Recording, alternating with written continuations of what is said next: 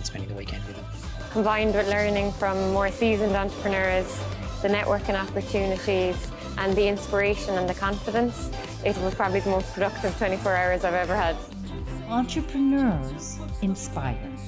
Entrepreneurs lead. They listen and they do. The entrepreneur moves mountains. And quite frankly, that's her or his job. Know exactly what your goal is. And it's here, and for me, it's always also here in my gut. Because I always get this sinking feeling. I go, oh God, I just decided I'm going to do this. And when that happens, when that moment of decision takes place, you know you are going to do it. When I was growing up and when I got involved in entrepreneurship, you were on your own, you were isolated. And that was a very, very lonely place to be. And events like this really, really helps that.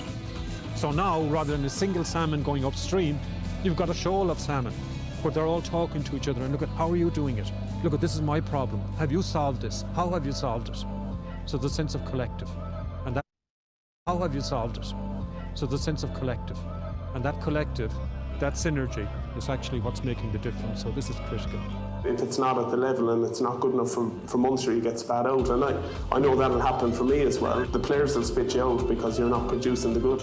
Well, if somebody's starting a business or somebody's involved in a business and you need help, this is the type of weekend you should be looking at. So apply or do whatever you have to.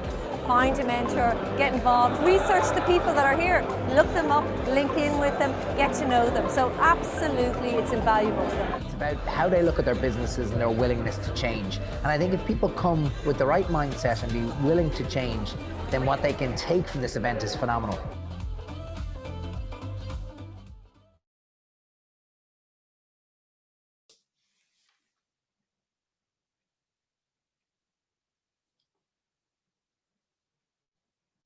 Good morning. Welcome to the 10th Entrepreneur Experience. Firstly, to thank our partners, Cork City Council and Cork County Councils, who've been with us so long, all along. They came forward as founding partners in 2011 in the middle of a recession when times were tough. They have stayed with us every year since. To Enterprise Ireland, who is our strategic partner in delivering the high performance startup, HPSU agenda and early stage investment pipeline for over 20 years. And finally, Grant Thornton, who has come forward in recent years to partner and support our event. We really appreciate their support, and without them, we could not do this.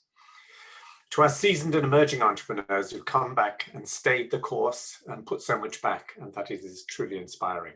Finally, to our special audience today, who have made themselves available, and your valuable time is really appreciated. In the journey since 2011, the Entrepreneur Experience has been about creating impact.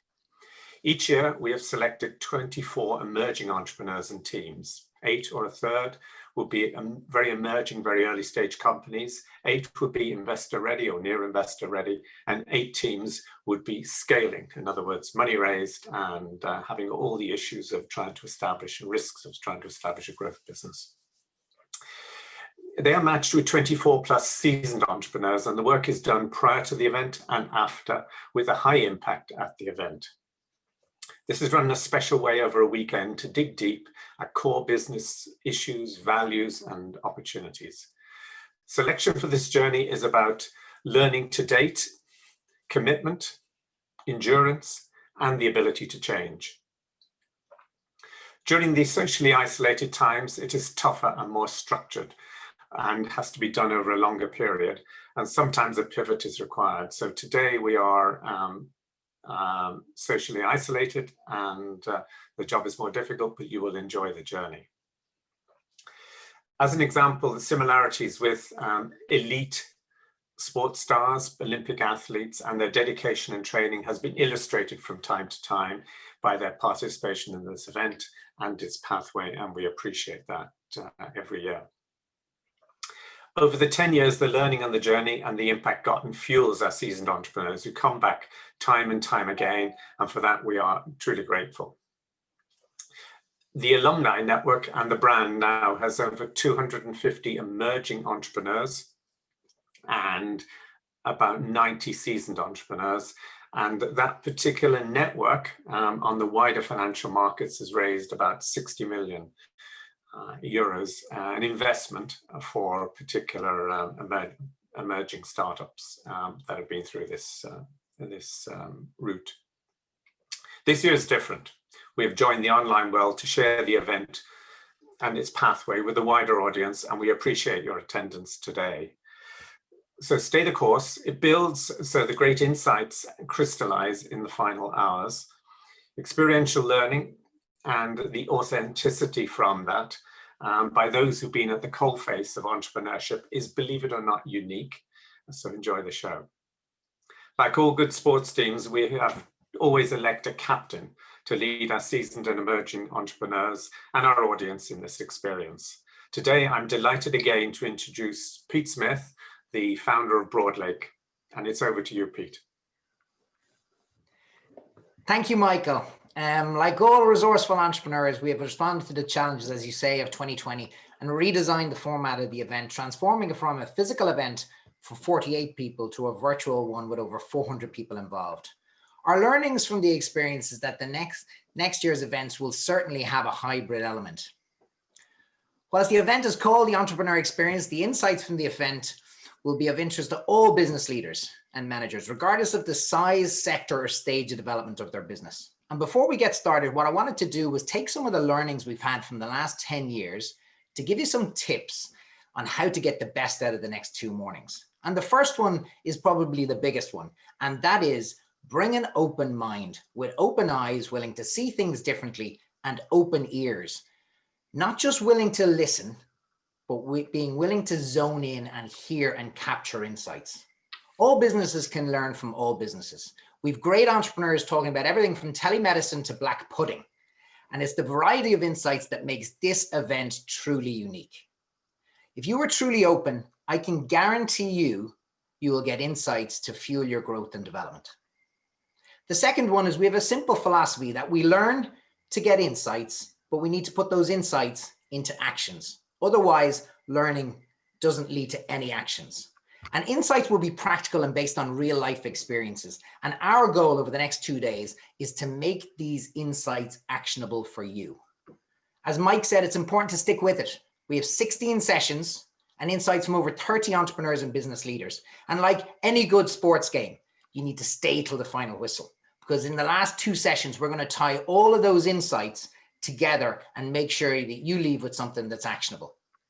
You'll get so many insights from such a wide variety of contributors that we want you to focus on taking away a small number of actionable insights. So the target is 3 insights you need to take away. They may be small or medium, they may be large, but remember, sometimes the insights that make an important tweak to your business can have as much impact as those light bulb moments. The expression "the inches counts" is very, very true. And the last one is the important day of the event is Monday. And you ask, why Monday? Because Monday is when you put these actions into practice. Think of insights as having an expiry date. The longer you leave them, the less likely you are to put them into action. Before we get started, a few housekeeping points. Firstly, the content will all be released after the event on the YouTube channel. So if there's any particular videos or content that you like, it will be released. The second one is we are going to use the chat and question functions in Zoom. So please do ask questions if you want. We are making a commitment to people that every question will be answered, either answered in the panel session or answered directly. If you have a specific question for a specific entrepreneur, please name check them in the questions and they will get back to you with an answer. Please share the insights. One of the things at the heart of the entrepreneur experience is to share insights. So this year, like previous years, we'll be sharing insights using the hashtag ENTEXP24, and be sure to tag CorkBic at CorkBic. 2 channels we'll be using is Instagram and Twitter. And we're going to have a number of polls to keep you involved over the course of the 2 mornings. We're interested in your thoughts and we're interested in your feedback. So please, there will be anonymous polls, but please do give your feedback. Now, to get the action started, I'd like to introduce you to our first speaker. This speaker is a serial entrepreneur and former Entrepreneur of the Year winner and Taoiseach nominated Senator Pádraig Ó Céidigh. Pádraig is a great friend of CorkBic's, and I was lucky enough to interview him at the 2017 Entrepreneur Experience. He has a big brain, he has a big heart, he's full of practical wisdom, which puts him in a great position to get us started today.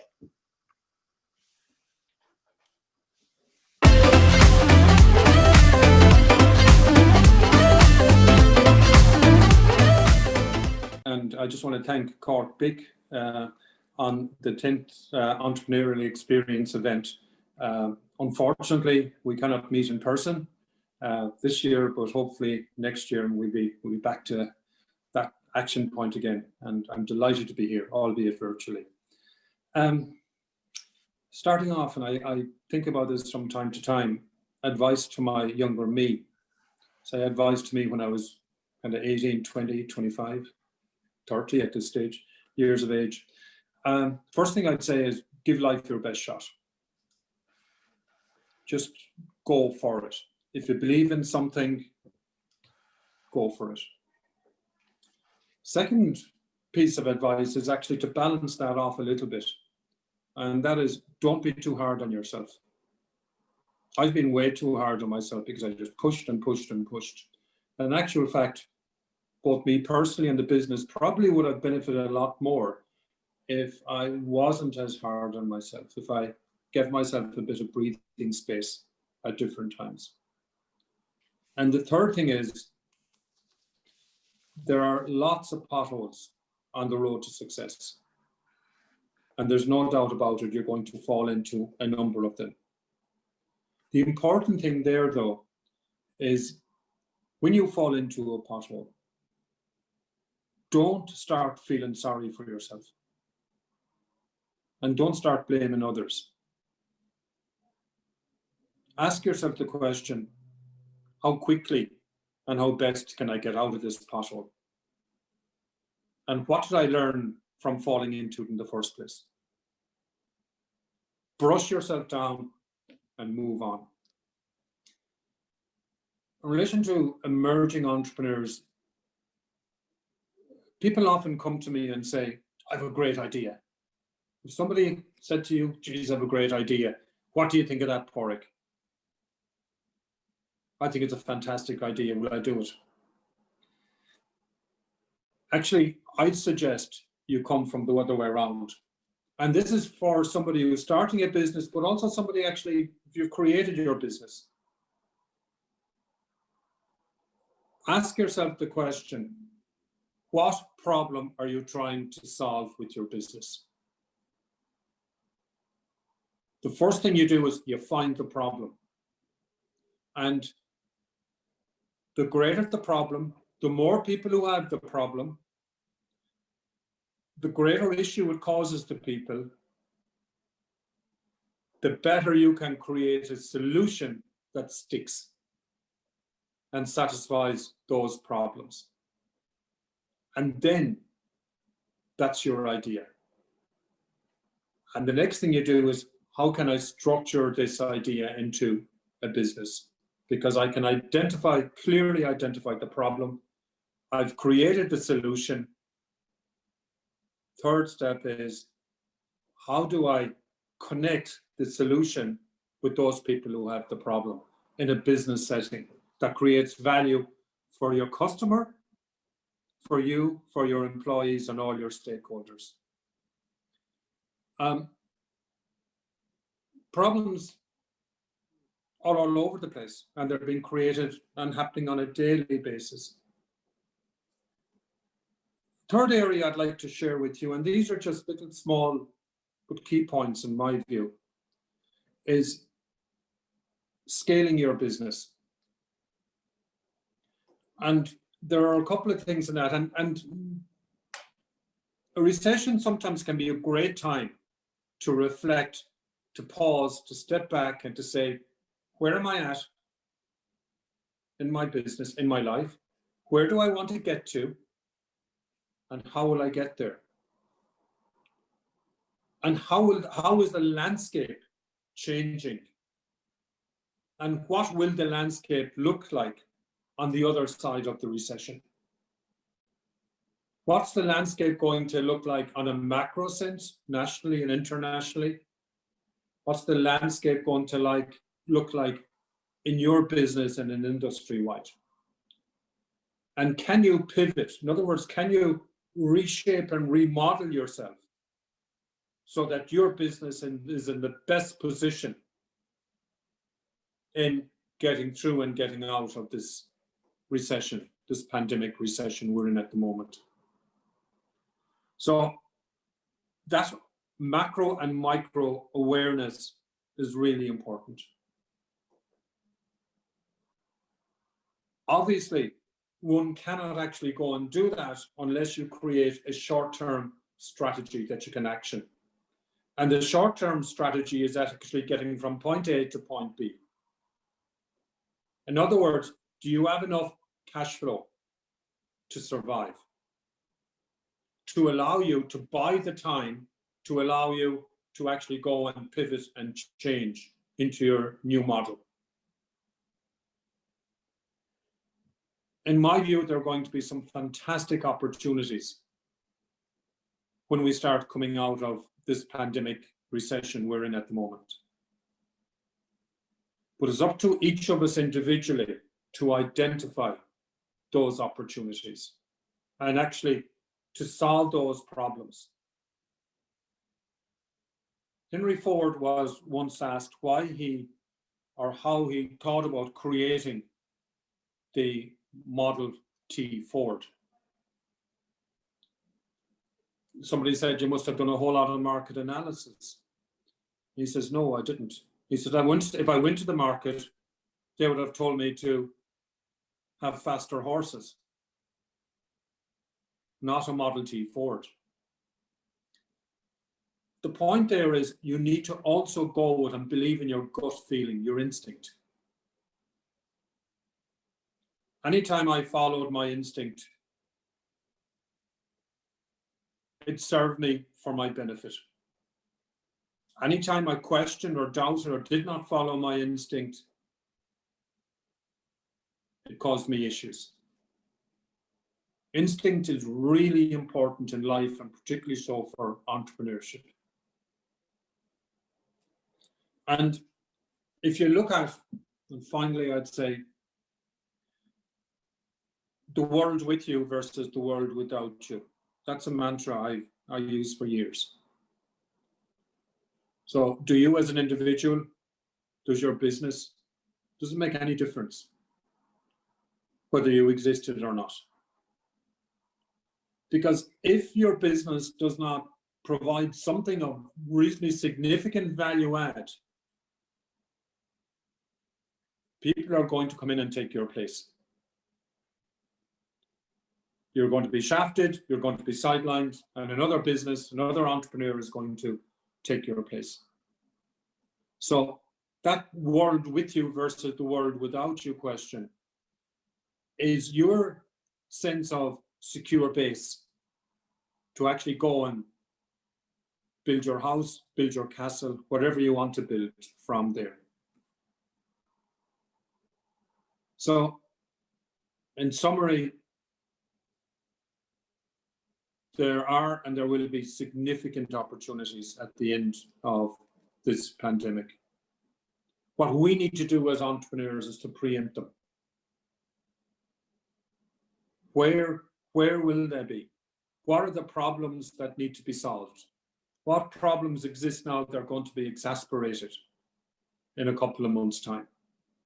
And how can I pivot or restructure my business in order to be best positioned to go for that? And I need to reshape my business along that process. Strategy is great, but strategy is nothing without action. So you need to connect your strategy with your action and keep your business as simple as possible. One of the great things I really learned from Ryanair and admired from Ryanair's perspective is their basic premise was to keep their business model as simple as they possibly could.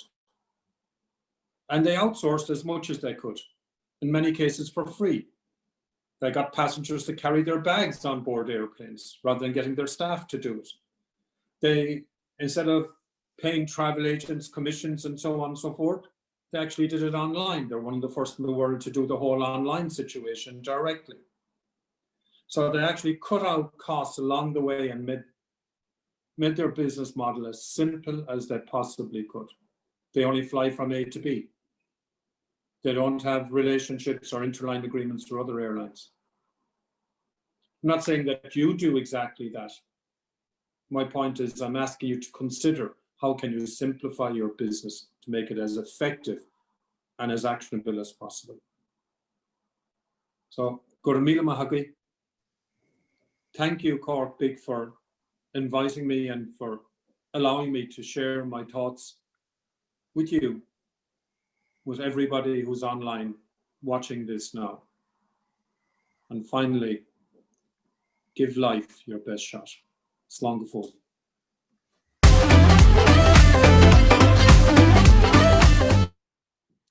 Thank you, Pádraig, and a lovely reference to the value you add as a segue into the next session. The interviewer, Jim Barry, has been involved in the entrepreneur experience since day one. He's MD of Barry's Group, one of Ireland's largest food wholesalers and retailers, and he's interviewing Foodcloud co-founder Aoibheann O'Brien. Foodcloud is tackling the problem that 33% of food globally is wasted, and it contributes to 8% of global CO2 emissions, all while 800 people go hungry. Foodcloud's tech-enabled model adds a lot of value in reducing food wastage by collecting and distributing excess food from manufacturers and supermarket chains to the homeless and charities on a non-for-profit basis. From a standing start, I am personally amazed by what Aoibheann and her co-founder Iseult have achieved.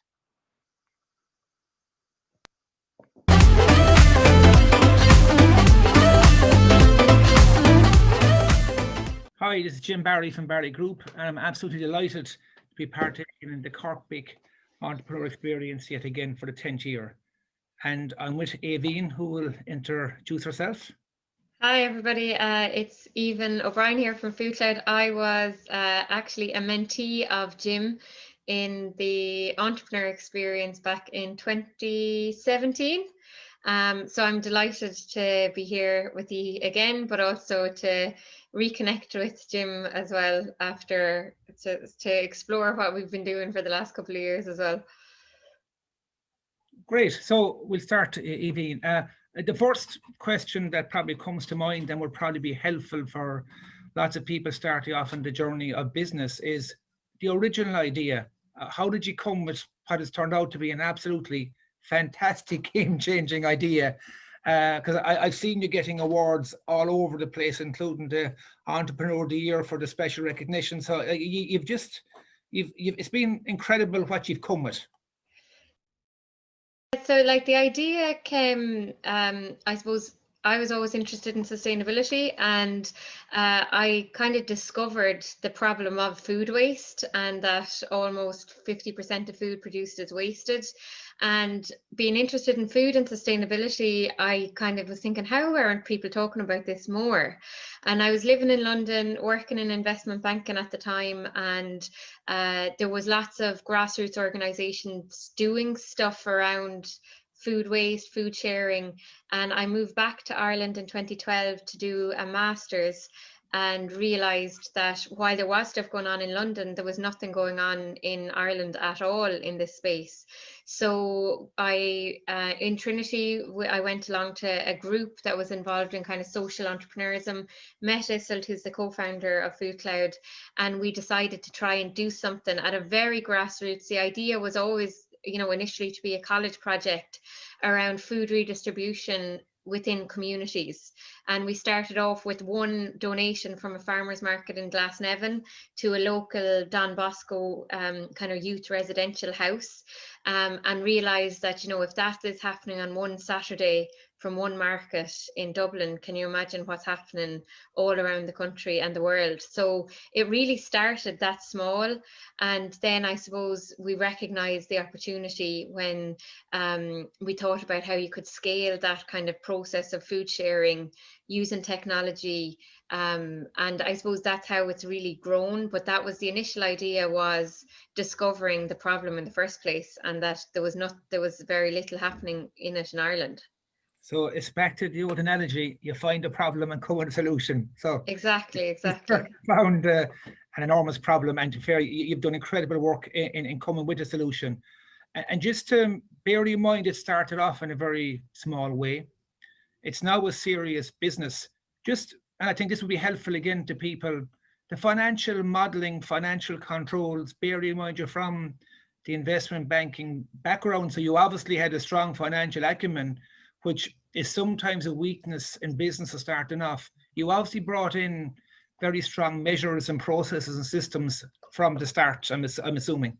Yeah. So I suppose just to give people an idea, we're now a team, there's 64 staff, and we have we've scaled kind of nationally and into the UK, and so that's the kind of scale we're at now. When we started, it was very small. We were on different mentorship programs like Launchpad and Launchbox. They're in Trinity and the NDRC. And there was always financial mentors there as well. So just spreadsheets with cash flow projections and that kind of thing. That was the area that I kind of took a lot of interest in. But in terms of how things are structured, we're a charity.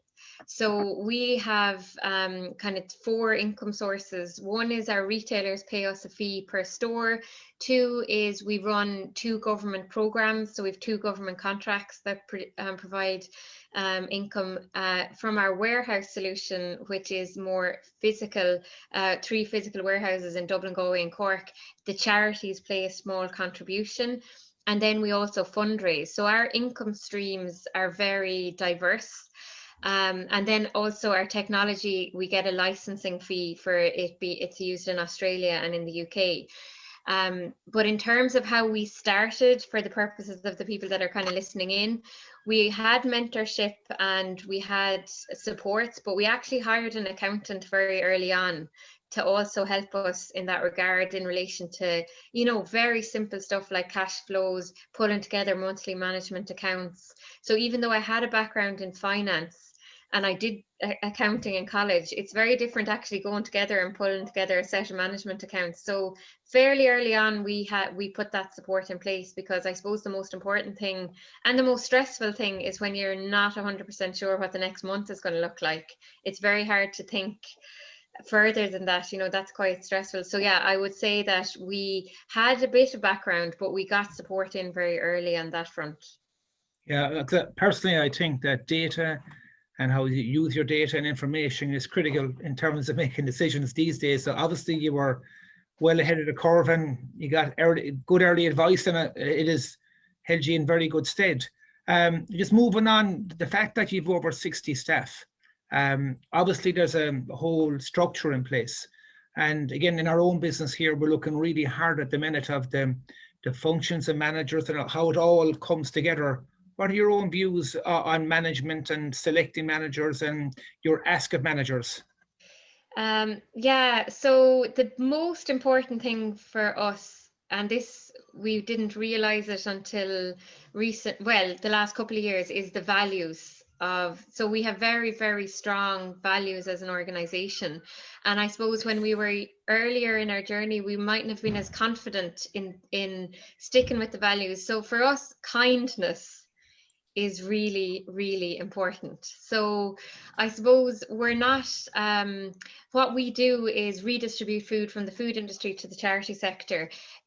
We have to do it in a very professional way. We're working with the food industries who have, we have really strict kind of food safety, all of that kind of stuff. But ultimately at the heart, it's about being kind to the planet and kind to people. And I suppose if that now has evolved for us being really kind to each other. So treating each other with respect, making sure that you're looking out for your teammates, your colleagues, no matter who they are. And when we kind of looked at the values again, we thought initially, like I would say, we might have been a little bit embarrassed, because that seems a bit soft, to be kind. But as we got, I suppose, a little bit more confident in ourselves, we said, no, I want to really enjoy the people I work with. I want to really enjoy coming to work every day.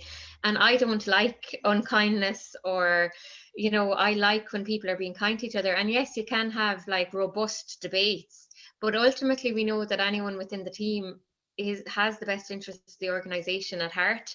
and kindness and being kind to each other is really important. So as a manager then, you know, what we like to see in our managers is a manager who's elevating the people that are reporting into them, spotting, you know, really good people and saying, do you know what, this person is really strong, is really committed. I think we should send them on a training course. I think we should give them more opportunity.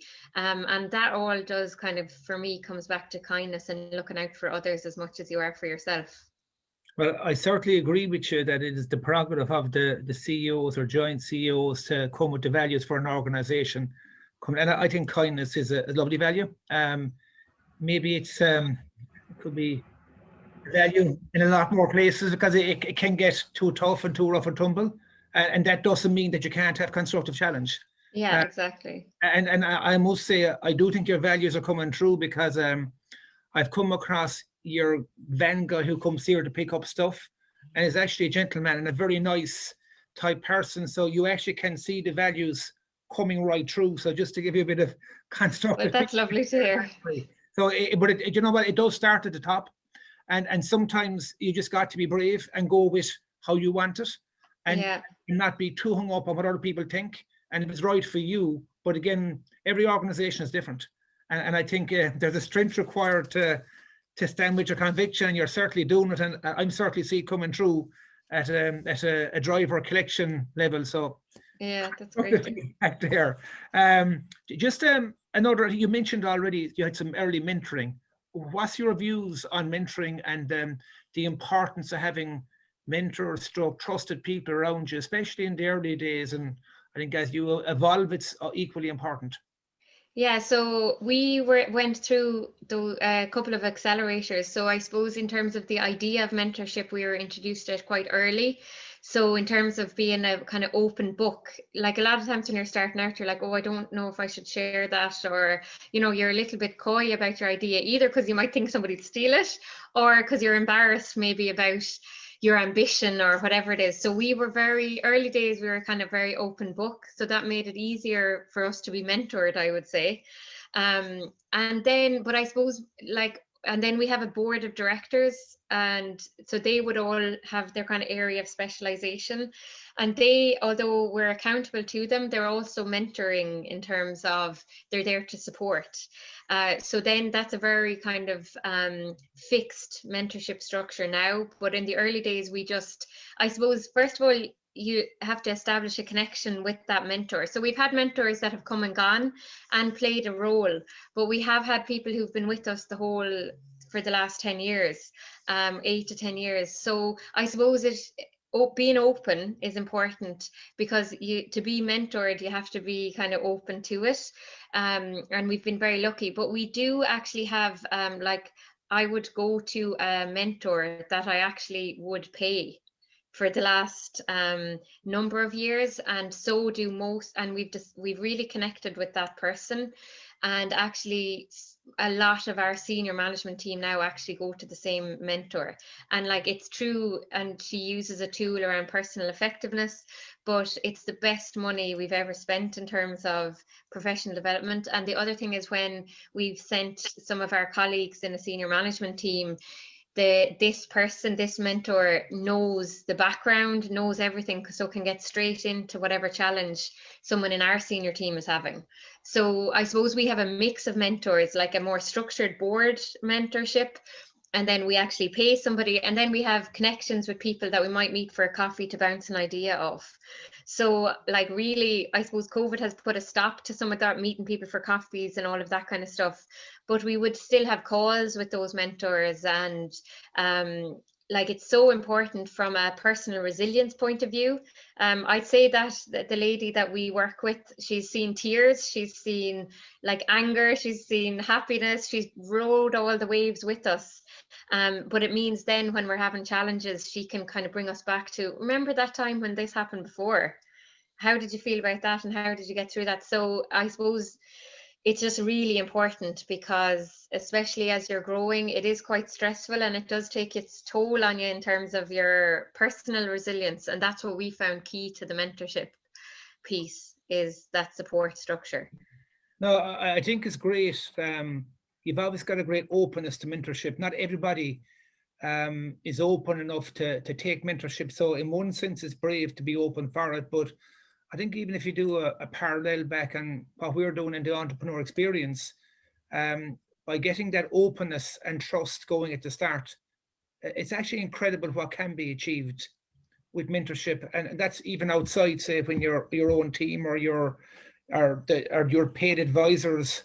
I think mentorship personally is really important. I have a mentor myself. He's our company chairman, and I find him fantastic in that he will challenge me really, really tough, harder than anybody else. He'll call it as he sees it. He's coming from the right place. And then you see on the other side where you can partake in the experience weekend, and you have everybody willing to give their time. So you can see different angles. But I think the one thing for me that comes through is once you get that bit of trust built, it can be really powerful. And there's only one way to go, and it's benefit. A huge benefit comes from it. And I think if people could take one thing on board, is find a mentor who works for them, and try and get that type of relationship you're talking about, and get that trusting relationship going. It's probably one of the best things anybody can do. Just moving on to another question, it's probably a tricky one now. What are your greatest learnings, or the biggest kind of learning curve that you had, or maybe the biggest challenge you had to overcome in business? The biggest challenge. So there's been very, very many over the years. You know, working in the food industry is challenging, and the interface between the food industry and the charity sector is they're just so different from each other, and we're being the bridge between the two is quite challenging. But I suppose the insights will be that it's a marathon, not a sprint. And I suppose in the early days, it's very easy to ride the waves of success and failure. So within a day, you could have something that has gone really well and something that has gone terrible. And like you initially anyway, I found that I was riding it. I was really on the roller coaster. And, you know, after 4 or 5 years, you're just wrecked. And, you know, it is a marathon, not a sprint. And, you know, I wish I could have told myself that, but I don't know if you have to go through it I don't know if there's a shortcut to, you know, being a little bit more, having a bit more perspective, because I think that hunger at the start is really important as well. But, you know, in terms of a learning, I suppose, over the years, things that would have been unbelievable, and we'd have been, you know, having a party in the office. Now we just take it in the stride and move on, because we know that there'll be something that's not going according to plan the next minute. So, but having said that, I do think it's part of the experience. And those highs and lows are never the same again after you've been through them the first time, you know, when you land the big contract or whatever. And the other thing is team, like, you know, like the first person you hire that doesn't work out, that is tough emotionally. Yeah. Because you really are investing in that person you wanted to work out, and it doesn't work out. So you have to accept that happens and not take it personally. And I think that's the benefit for the person who it doesn't work out for, and for you, that it's not personal, it just didn't work out. There's probably a good match for that person somewhere else, and there's a better match for us somewhere else. If I had known that, like, that would have really been helpful, and not taken it as a personal failure or an organizational failure that we didn't make a good match, and just accept that some roles do and don't suit. That would have probably saved a lot of sleepless nights, I suppose, if I had been a bit more comfortable with that. So they're the two things, like a little bit more rational and reasoned in terms of the highs and the lows, and, you know, recognizing that as you're growing in a team, everybody isn't going to work out, but not take it personally. And that's probably experience then, and you can't, I think you can't buy experience, you can't be taught experience, you have to go through all these learnings, and the learnings are the experience. Just out of interest with COVID, which is probably one of the most recent challenges, and I know you did an awful lot on, how did that impact on your whole operation? Yeah, so as everybody else, we had a lovely plan for 2020, and we were all happy enough with how things were going. And I suppose, so overnight, everything changed for us, really. So we are an intermediary between the food industry and the charity sector. We have two solutions. One is the technology for retailers like Tesco, Lidl, Aldi, and one is the warehouse. So on March 12th or whatever, the retail volumes, so all of the stores in Ireland, completely tanked. So the charities across the country that were collecting food from stores, there was no food. The warehouse then increased volumes by double on the previous year. So like, you know, McDonald's closed. It meant like Lakeland Dairies, all of their suppliers had all of this surplus. So we had two things. One is the charities that were picking up from the stores where the volumes were completely gone. And then the other side was the supply chain volumes spiked because of all the everything closing down. And then on the other side, the charities are run by volunteers, and a lot of the volunteers are in vulnerable categories. So the charities then were some of them like jumped to it and were very quick off the mark in terms of, okay, the people that were coming in for our lunch club on a Friday are now cocooned at home. How are we going to get the food to them?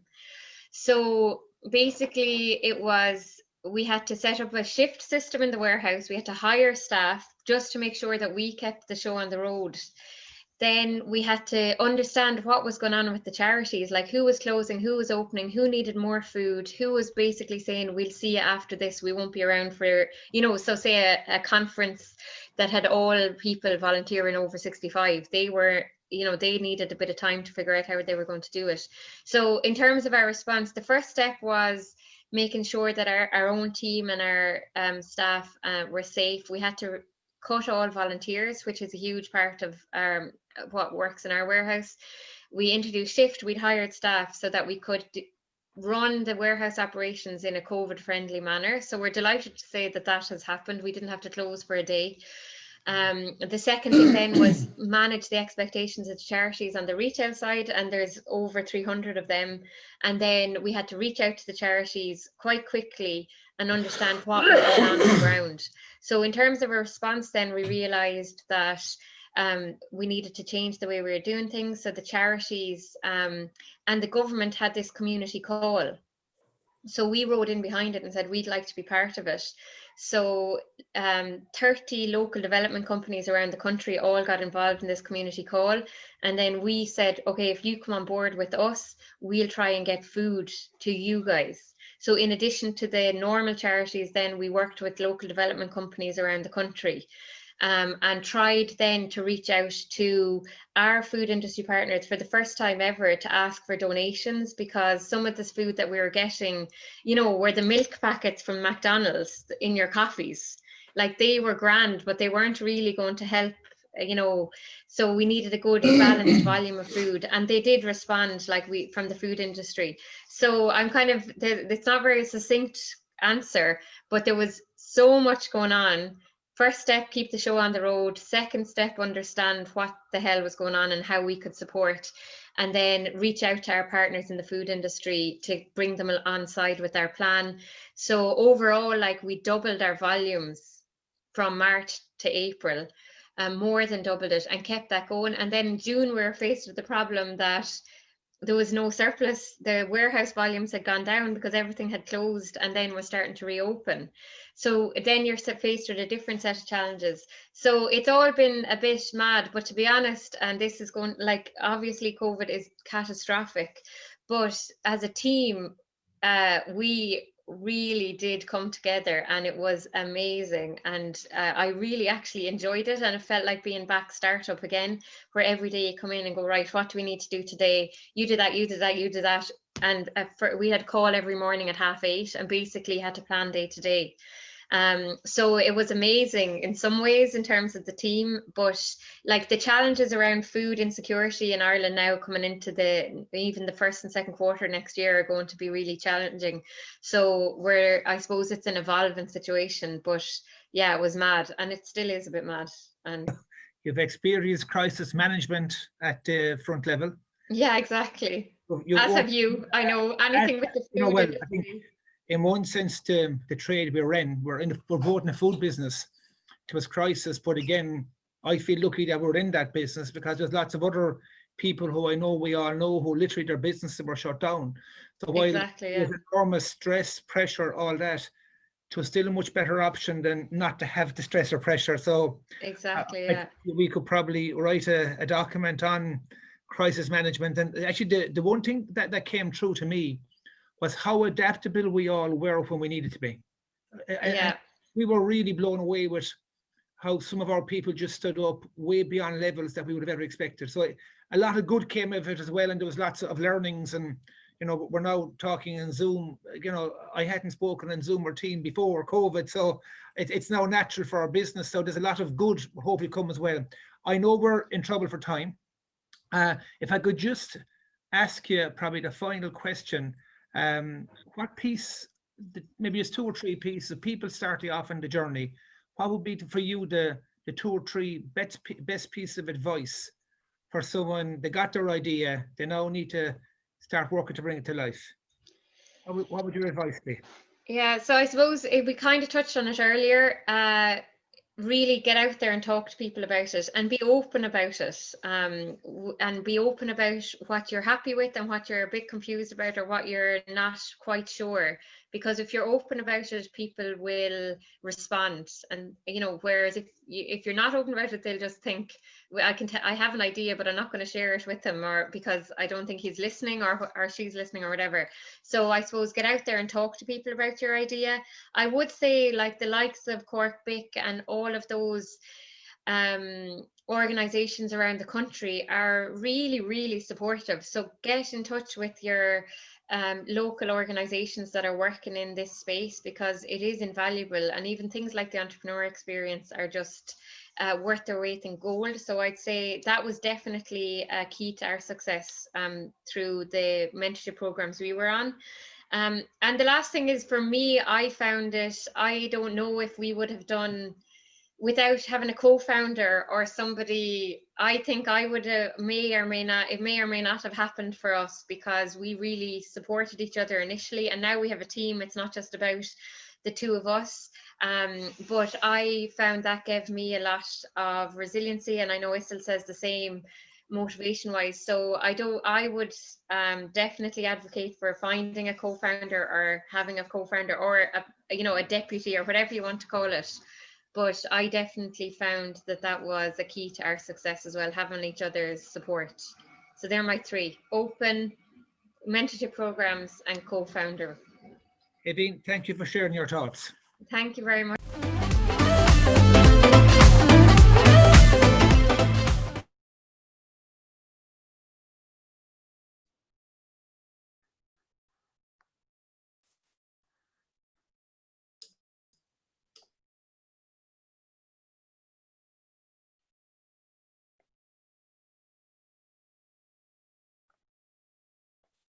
Hello. Well, you're welcome to this alumni session, and it's absolutely great that we have, Pete mentioned that we'd over 400 people joined in this morning, and I can tell you that over 100 of those are actually alumni. So we've had a big push on this year, being our 10th year, to get the alumni more engaged, and we selected some champions from each of our years, each of the last 10 years, to drive that. And I just want to say thank you to those champions. You know who you are. And we will be back to you within the next couple of weeks talking about how we can further engage the alumni and maybe form some small groups that you can share experiences and challenges and so on. But I'm going to introduce you to my panel here this morning. I'm going to start off with Olive O'Driscoll. Olive, you're very welcome. Olive's the founder of Cork-based medical device company Eventamed, and the CEO of Eventamed. Olive raised over 5 million in investment funding from Irish and international angels. And over the last 12 months, she has led efforts to expand the team and the company into the USA and brought on board her own successor, a US-based commercial medtech CEO.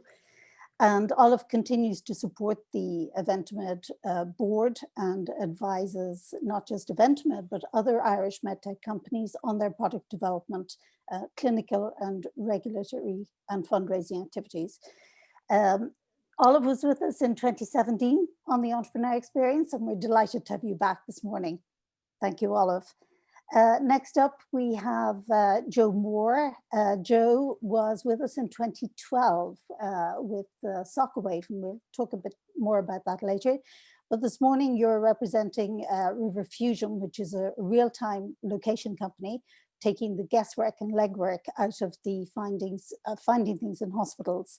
So it unburdens clinicians and biomedical engineers and speeds up access to equipment in a moment of need.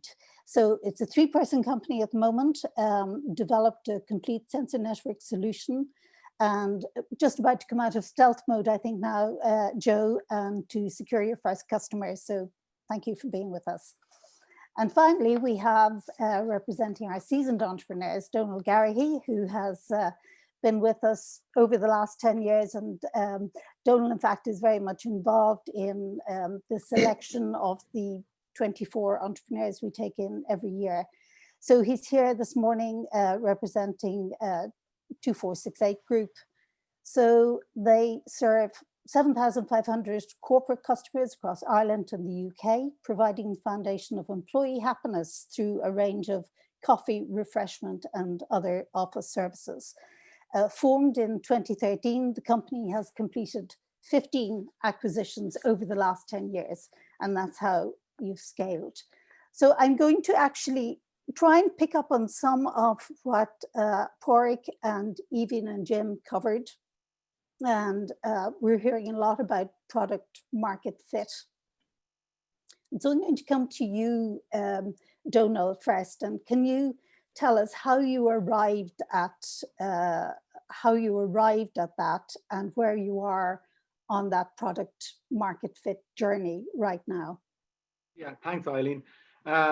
We started 17 years ago, and I suppose our focus was very much product focused, innovation in our sector. We were very efficiency focused as well, and our whole model was low ticket recurring income. We grew our business. We grew into the UK.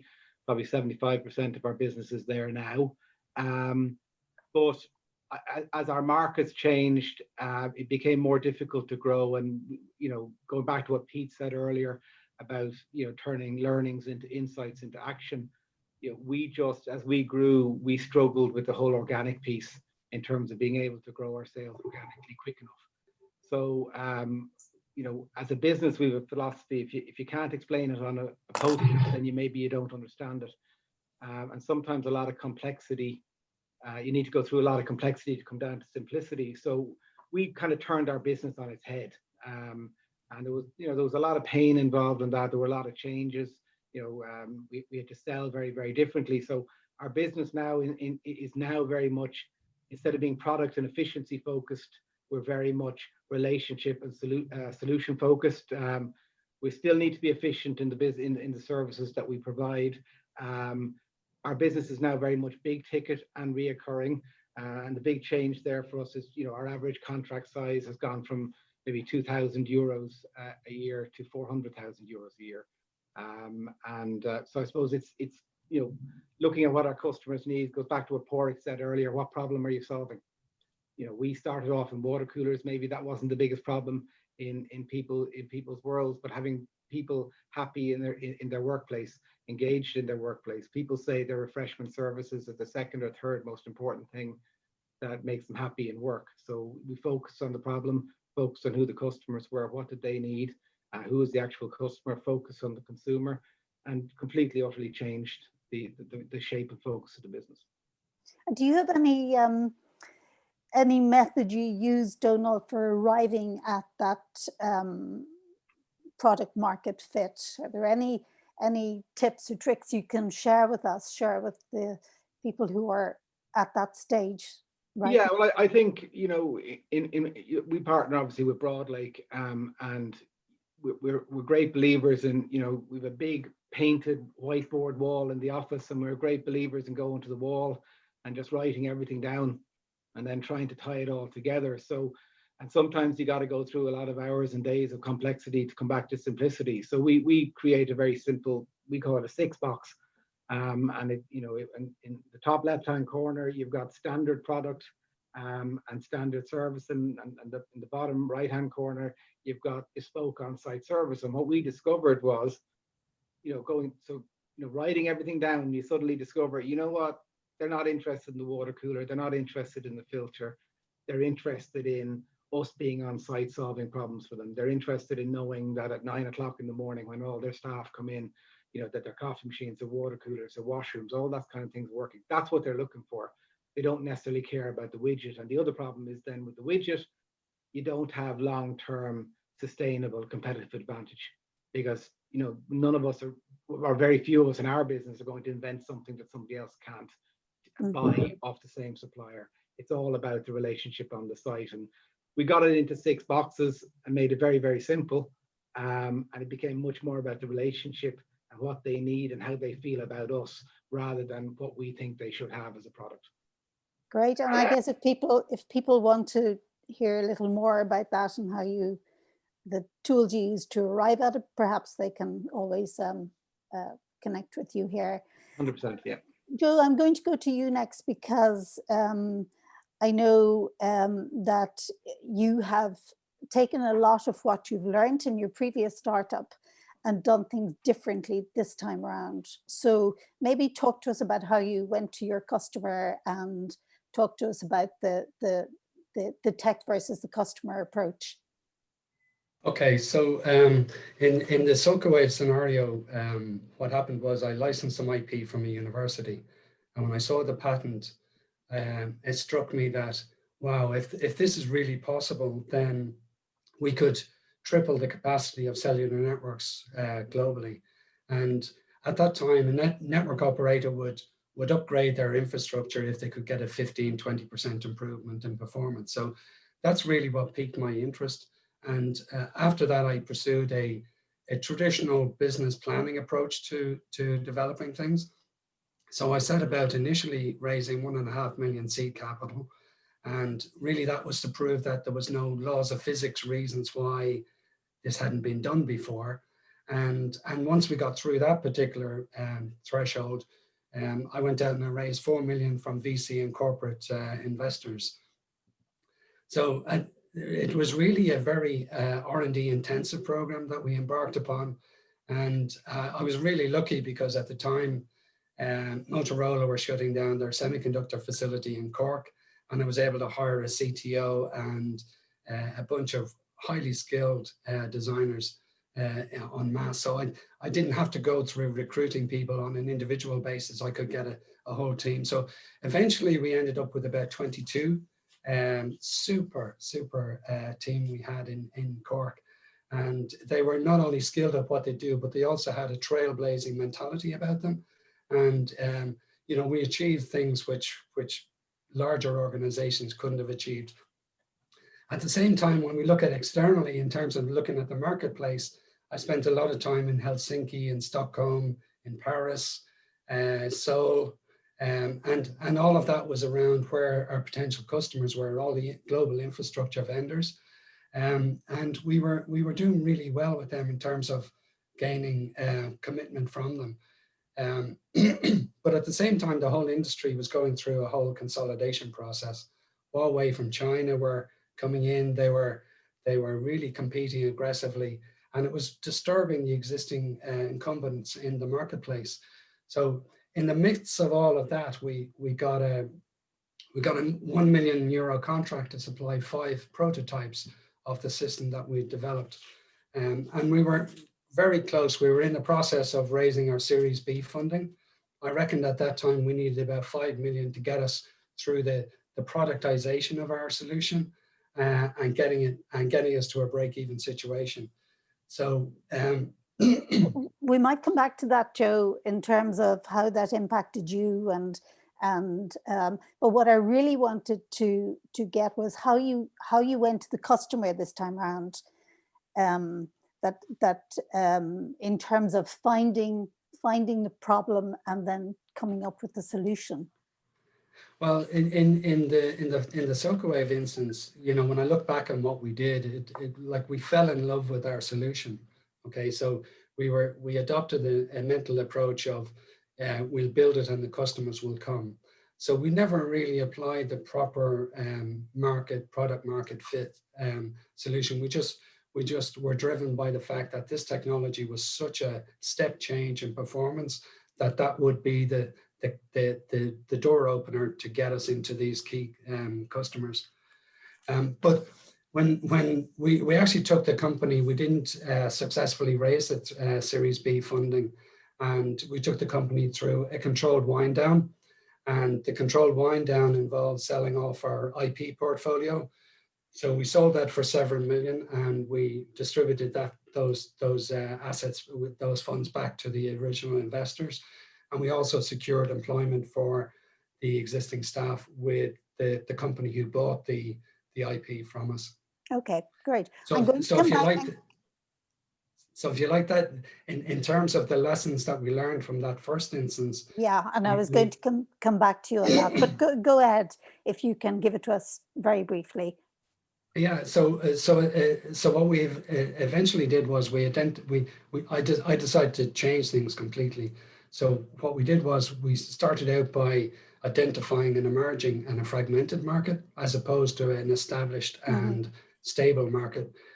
We decided that we were going to be a full system provider rather than a subsystem provider. And we decided to change our attitude to not being so focused on the solution, but being more focused on the problem that we were trying to solve. So they're the three lessons that we learned. Yeah. And we got that very much from Pádraig earlier. So just following up on Aoibheann's session there, Olive, one of the things she talks about very much is the value of mentors and supports and so on. Could you talk to us a little about that and how you have and continue to use mentors? Yeah, actually a couple of things Aoibheann said really struck through with me. One was it's a marathon and not a sprint, and you know, that was said to me on a lot of occasions. And I don't know, maybe it is a feature of first-time entrepreneurs that you're running, you're wearing so many different hats because you have to, and you're conserving cash and trying to do so many things and learning as you go. So, I mean, it's really important, has been really important to me over the years to take time away from the business to sort of reflect back on it and get some perspective, and surrounding myself with people at least once a year, let's say, that have more experience and that you can have an open conversation. And the entrepreneur experience, you know, provided that to me. And another fantastic initiative that I took part in was the Founders Forum from Enterprise Ireland over the past 18 months. And really every single time I sign up to these things, I think, oh, I don't have the time for it. It's another thing I have to do, and it's just added to my list. But always walking away, it's, you know, I have more clarity on exactly what I want to do. And actually, you know, 5 things that were on my list have just dropped away completely because I realized I don't need to do them right now. I need to focus on these top 3 things. The rest, you know, I'll get to them, as opposed to having the 10 things on the list and sort of, you know, running around trying to do all of them. So that's been really important. And I've had a mentor from a previous startup that came in actually to Eventimed as a board member and remains with us. And he's been fantastic for me on a personal level. And we have this relationship over maybe 10 or 12 years now. So he really knows me and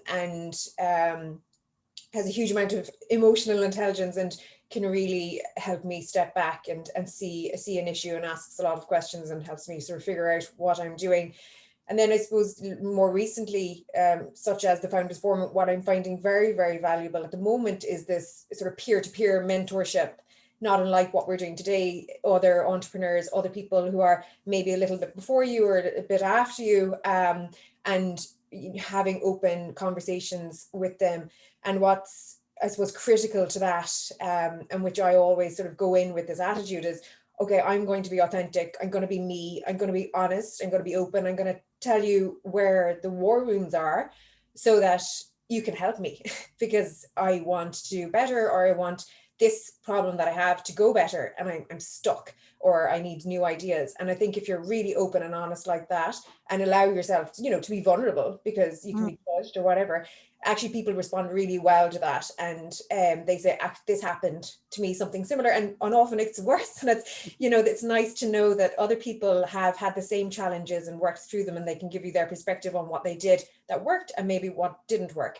So I think it's really important to have that support network, and, you know, if you don't have it today, then to set that up now, because as we're, you know, progressing in our careers and taking on more challenges, you will have problems and challenges. So set the support network up when you don't need it, and develop those relationships. And, you know, all the relationships won't work, or, you know, mightn't be a click. So it's important to find somebody that you really like and really trust. And I think it's handy to have them locally, especially at the start, that you can sort of, you know, see somebody in Cork if you're in Cork, and because you are pressed for time, and there's life, you know, things in your life that you need to do, and things in your work that you need to do, and there's lots of travel. So that's a big element as well. So I think that convenience factor at the start, at least, is quite important, to be able to see somebody in the flesh initially. It's really important. Yeah, great. Thanks, Olive. I'm going to go to take one of our polls now, to give you one of our polls.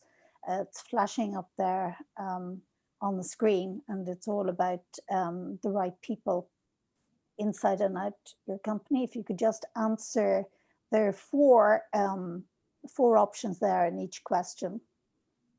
So if you could just pick one, that'd be great. And are we seeing question 2 there? Okay, all done. Great, thanks. So just to come back on, since this is about the right people and the right fit, the skill mix and so on, how important is your team to you, Donal? Yeah, I'm aware there's probably a few people who know me on this call. So if you'd asked me that question 5 years ago, I might have given a different answer. And I suppose that's been the big learning for me in the last 5 years. And it goes back maybe something that Olive said, is that when you start a business, you're impatient, but you also tend to throw everything up on your own backs, you know, knapsack, and carry it. And I mean, the analogy I would use is that maybe when you set up a business, you get a whole load of ropes and you give them to all your people, and you take them over your shoulder and you pull them along. And you don't need to be a genius, but maybe you do, to work out that you can't pull everybody all the time. And that's been my big learning in the last couple of years. And it comes down to, you know, clarity. We have an expression in 2468 and across the Broad Lake families about clear tracks. You know, that I as an owner am clear in what I want, and my people are clear.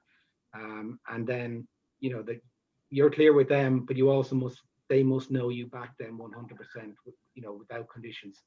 And then it's about fit. It's about the right people. And it goes back to something Aoibheann said about the right people at the right time. So we use a lot of psychometrics and stuff like that, but we didn't always have the clarity with the psychometrics, you know. So I think that what happens when you do that is that the analogy flips the other way, is they're suddenly out in front of you, pulling you along, and your job is to try and keep up with them, and your job is to try and keep them pointed the right direction.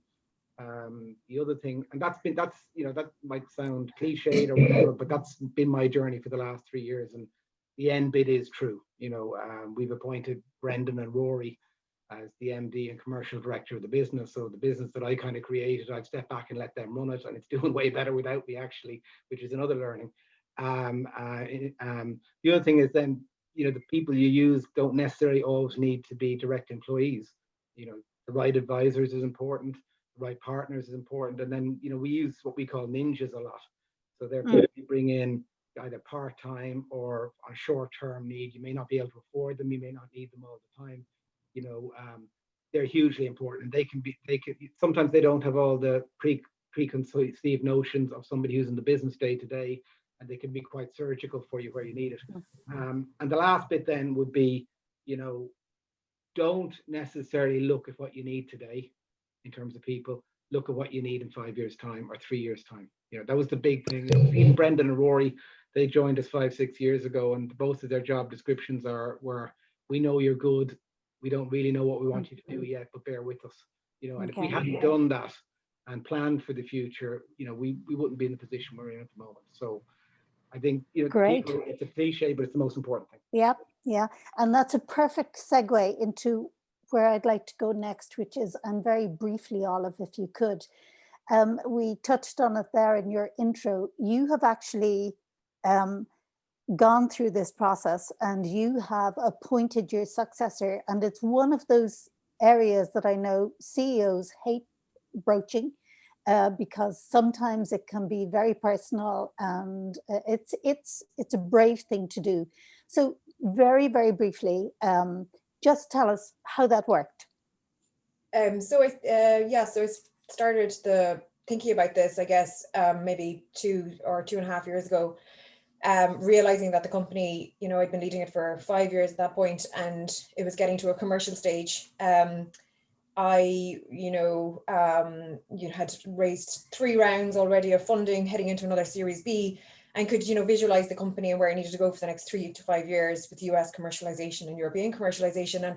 And the way I sort of look back at it now, I think if I'd written the job description for that role for the next 5 years, would I apply for it? And my answer to that was absolutely no. It didn't fit with where I wanted to be at that moment, maybe in 10 years time or whatever, but it didn't fit with my life, didn't fit with where I wanted to go. So I started to think about that succession plan, and spoke to people that I could trust. And that, I was probably thinking about that for 12 months, and then had the conversation with our board chair initially. And then, we created a plan around that, and actually he shared that same plan with me, that he said, right, that would be a good time for me as well. So we agreed that we needed to expand into the US and hire in the US. So we went ahead and spent a long time, probably took 18 months to find another board chair based in the US, and it's taken over 12 months to find my successor, who's based in the US as well, and is really a commercial medtech CEO, which allows me to sort of go and do other things and also continue to support Eventamed in the areas that I really love right now, which are the clinical and regulatory side. So it's been it's mixed emotions, but it's a good start. He started in August, and it's going well so far, so time will tell. Fantastic. Thank you so much. Thank you to all our panelists. We're just going to take the last poll here, if you would, Larry. So if you could just look at that very quickly and pick one of the 4. Thank you, Olive. Thank you, Joe. Thank you, Donald. Thank you.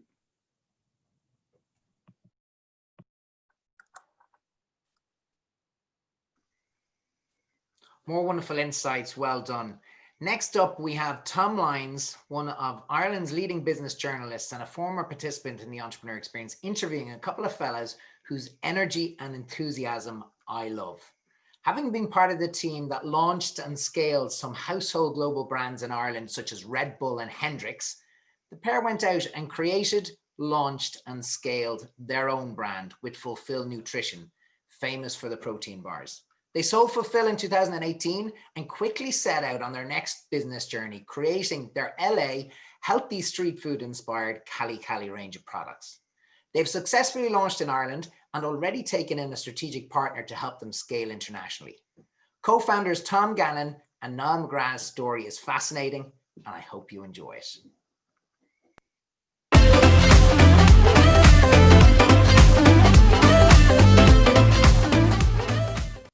Good morning and welcome to the 2020 Entrepreneur Experience with Cork Vic. My name is Tom Lyons and I'm the Chief Executive of a digital business publisher called The Currency. I was fortunate enough to participate in the Entrepreneur Experience 2 years ago. Back then, my business, which I co-founded with Ian Keogh, who's a fellow journalist, it was just an idea. Basically, a couple of pages long business plan. And since then, with the help of some of the people we met during the Entrepreneur Experience, we've managed to create an actual business. We're still in our first year's trading, so I can't say we're profitable yet, but we're definitely on that journey, as they say, that important journey towards profitability. In this session, we're being joined by two great entrepreneurs. One is Tom Gannon and the other is Niall McGrath. They're the co-founders of Cali Cali Foods. They're both very experienced entrepreneurs, having previously co-founded together Fulfill Nutrition. I suppose, guys, just to kick off, just to tell me a little bit about your interest in food, in distribution, and in creating new products. Where did that come from for you both? Well, both of us worked for 20 years prior to setting up Fulfill. We've been working in food and drink. We started with a company called Richmond Marketing, and that's a food and drink importer distributor into the Irish market, doing lots of kind of innovative brands, very entrepreneurial spirit and culture in the business as well. Tom was heading up all the sales and I was heading up the marketing.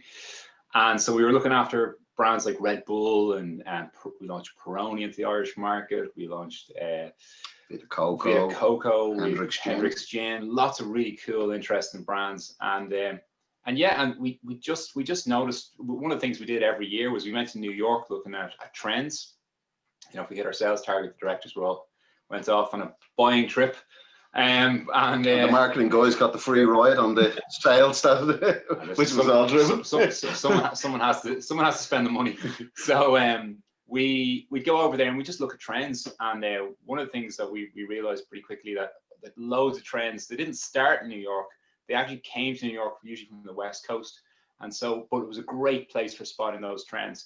So we'd noticed this healthy food and drink trend. We'd already been buying in products for Richmond already in that space, and it was there that we kind of, we saw this emerging healthy eating trend around protein bars, and that's where we began that journey.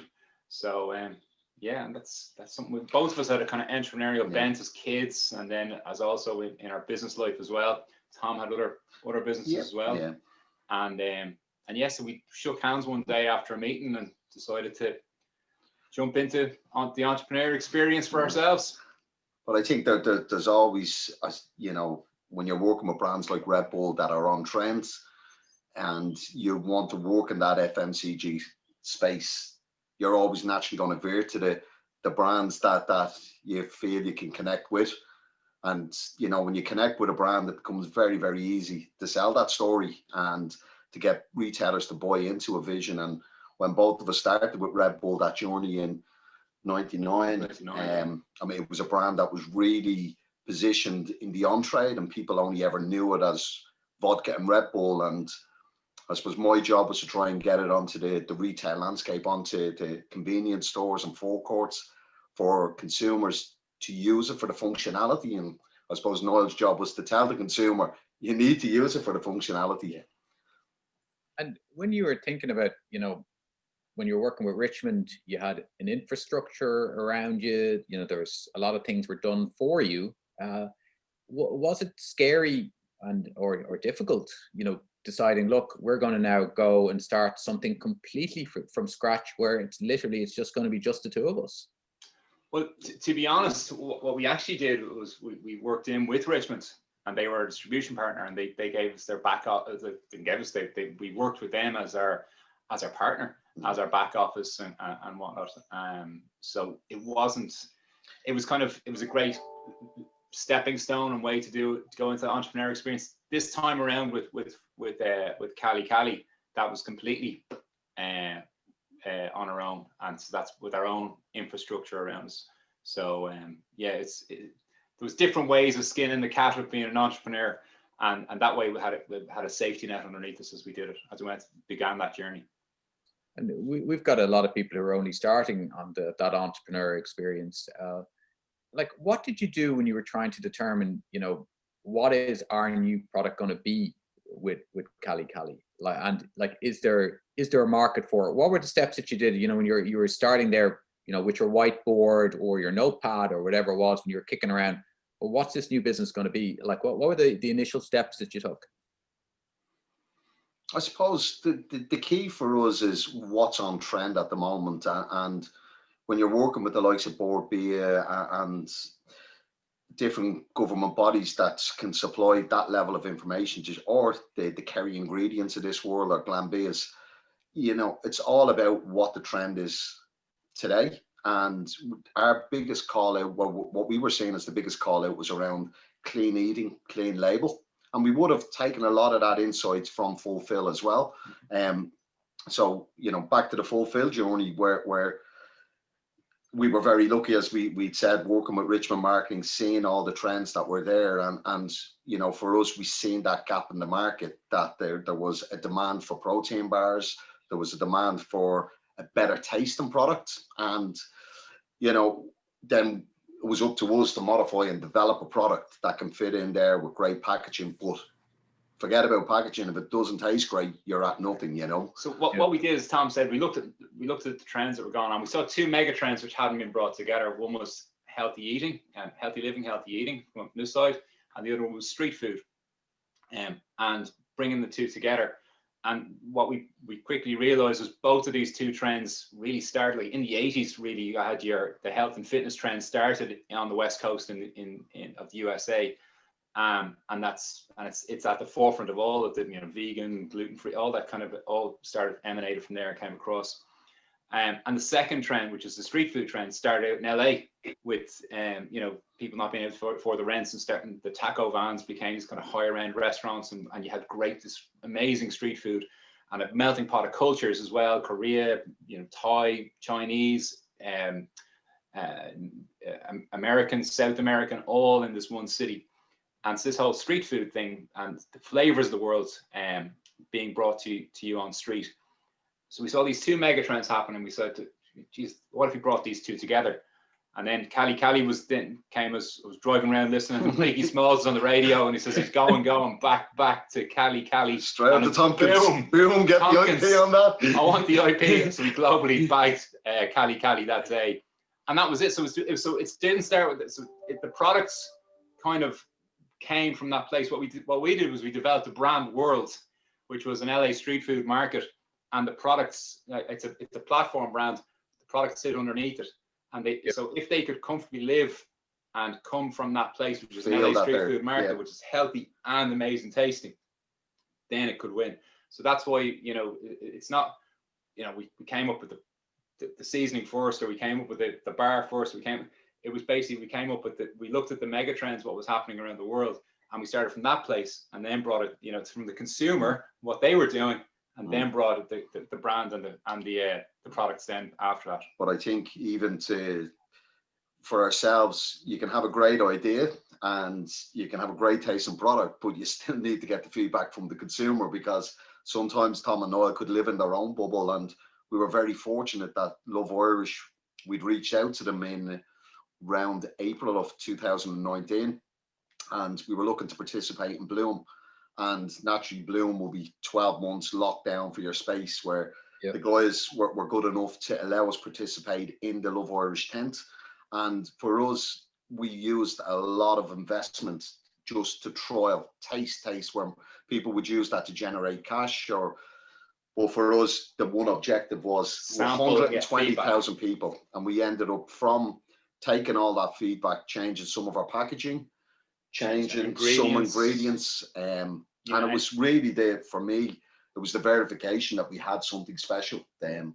Because look, we're big believers in, you know, we actually take a lot of inspiration from a guy called Byron Sharp, and you know, he's How Brands Grow, absolute must read for any of the people watching this. And we use his principles. One of them is basically, instead of shouting about your minuscule difference that you have from the rest of the category, it's basically to reinforce the category. So in food, the reason people, it's because it tastes great. So we're always going to be about taste first. And the fact that we're vegan or gluten-free and all these other kind of great health benefits that all of our products have, which are fantastic, you've got to take great taste. And that's what we're always going to hammer, is taste first. And the fact that we're made from, you know, natural ingredients, and it's a real food and all this other thing, it just puts you just even more and more above the you know, the rest of the matting crowd. And can you tell me about like the product range? You know, like just tell us some of the key products, and when you were thinking about them, a bit of product placement perhaps. When you were thinking about them, how did you see them? Like, which was the first one, and how did they build upon each other? I think that's a really good question, because I think they evolved, yeah. So sauces, we knew we were looking at a brand called Frank's Hot Sauce. We seen it getting sold for 1.6 billion, and we said, hey, we'll take a big interest in this brand now. So we done our research on it, but back to when we were in Fulfill and we had 13 or 14 people working in the offices, and myself and Noel were still trying to be two millennials, fitting in with them, but we were way outside of the demographic. Yeah. And we were noticing, we tried to build a really nice culture that every Monday we'd say to everyone, look, we're in an office, eating healthy, eating well, keeps the mindset focused. So our secretary used to go out on the Monday, fill the fridge, and everyone would write down what they want. We were just noticing every week, three bottles of Frank's hot sauce. So we were saying there's definitely something in here that they were using it across a multitude of spaghetti bologneses, making wraps, making their own taco sauce out of it.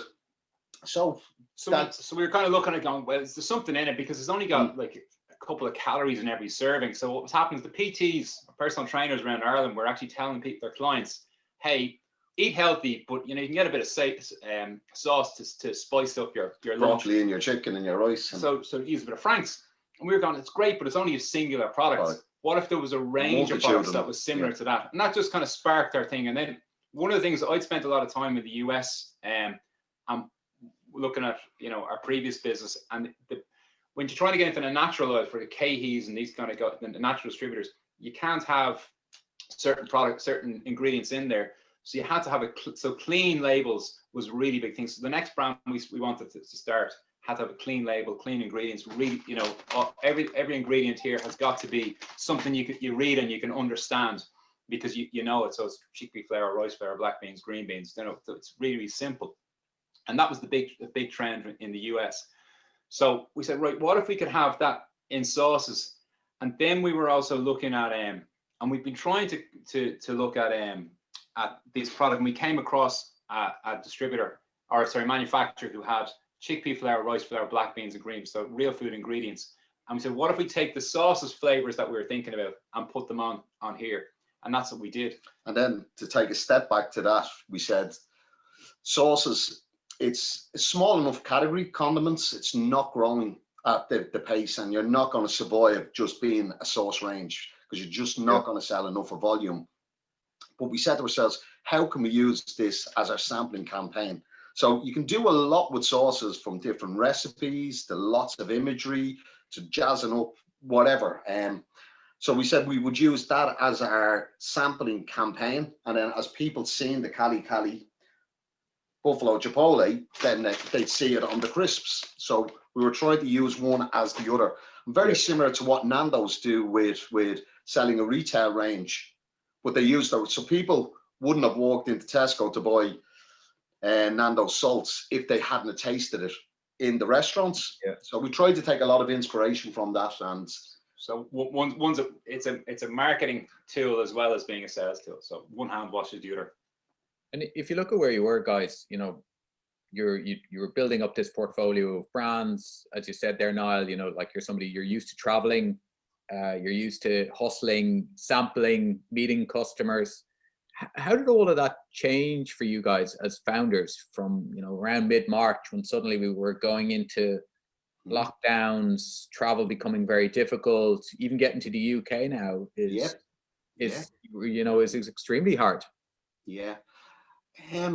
Like when we launched Fulfill in the Middle East, I think I'd spent maybe eight or nine trips out there over an 18-month period, and from regulations and certificates and speaking to retailers, and it was a bloody long process. But when we came into this new world and new way of working, we had to adapt, and we've now gone on sale as of this Monday across Lulu's, Carrefour, Gibson's, and we only started them conversations in April. And do you know what actually happened was we were supposed to start, we'd actually gone to the UK in January. We'd begun the whole process. We were about to start doing all of the rounds of meetings, and suddenly we were just getting all of these retailers going, come back to me in 2021. So we've we've no more done a new full products. week in the UK, and some Irish entrepreneurs that are based out there had done some door openings for us. So we travelled from Birmingham, Manchester, and London, done some really key retailers. We were looking at launches with some of these May, June, and once we hit mid-March, it was like, come back to us in 2021. We're launching nothing new. So we pivoted to the UAE, and we said, well, because we have a person on the ground over there, and we just said, right, let's just put all their efforts into that. And so that was really so from an export point of view, you know, there was just, it can be done, yeah, and it's probably run smoother than we could have ever believed. That we've been dealing with retailers on Zoom, we've been dealing with our partners out there. From a shipping, we forced container landed, no issues at all. Everything is fine, and yeah, it's. I don't think it's going to be hard to justify in 2021 to be traveling at the rates you were traveling historically. I think a lot of businesses will be looking at their budgets in 2021, and there will be a lot of money going to the bottom line that's going to be taken out of it. That travel budget. And just, you know, the two of you guys, you know, you're like myself, you know, we're not quite millennials, maybe slightly older. What advice would you give to people who are tuning into this, who are thinking, you know, God, like, how am I going to do it? Like you, at least you had connections, you had made some money from being in the business. Yeah. Like if you were starting out and you're thinking, I've got a product, I need to get it into retailers or supermarkets or restaurants when they're open, or markets which are less affected by COVID-19. Like, what advice would you give? I think the key for me anyway is research and ensuring there's a need for your product in the market. If you're coming with Me Too, another packet of crisps that's the same as any sharing bag out there, what is your point of difference? You know, it's not, if you want to go to a race to the bottom on price, you're not going to be in business 12 months later. You've got to have those couple of nuggets that you're able to bring some incremental sales. If a category is in decline, that you're able to try and help within that category to either bring it back to a level playing field, or if you can bring growth into the category.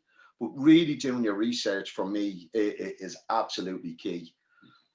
Is finding a mentor important, or pardon? Finding a mentor or somebody maybe who's got more grey hairs? Yeah, I think there's a couple of things that again, that'll be part of your research. Mentor will be key. I think having a co-founder. I know that we've been working together now for obviously 20-something years, but obviously as co-founders for over 4 or 5 years now. 5 years now, yeah. I think it's really important statistically, if you actually look at some of the statistics, I think finding a co-founder, and it doesn't have to be a 50-50 co-founder, could be just someone who comes along for the journey. That's seasoned as well, experienced, you know. Yeah. We're a big believer that do you want to own the whole grape, or would you like just a nice big piece of the melon? And you know, a lot of people genuinely get tied up over equity, and it's, if you're going to bring someone into the business are they going to add value? Are they going to bring real value? And that's it's about real value. Yes, the point I was going to say was, statistically, like, single founder businesses have a much higher propensity of failing than one with a co-founder structure. So I think that's something that's been very, because you know, you get knocked down. You're going to get knocked down so many times, and having someone there to pick you up, or else to say, right, have you thought about this, or to bounce stuff off, you know, it's kind of invaluable, really, I think. Look, Tom and Niall, thank you for sharing your your journey with the entrepreneur experience. Congratulations on the Boyne Valley deal, and thanks very much. Best of luck with Cali Cali Foods. Thanks very much, Tom. Thank you.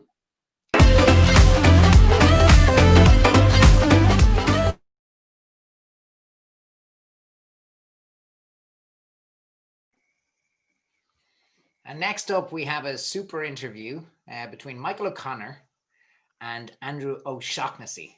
So I'll hand it over to Michael. Thank you. Thank you, Pete. Andew, are you there? Yes, I'm here. Fantastic. Morning, Michael. Okay, and so if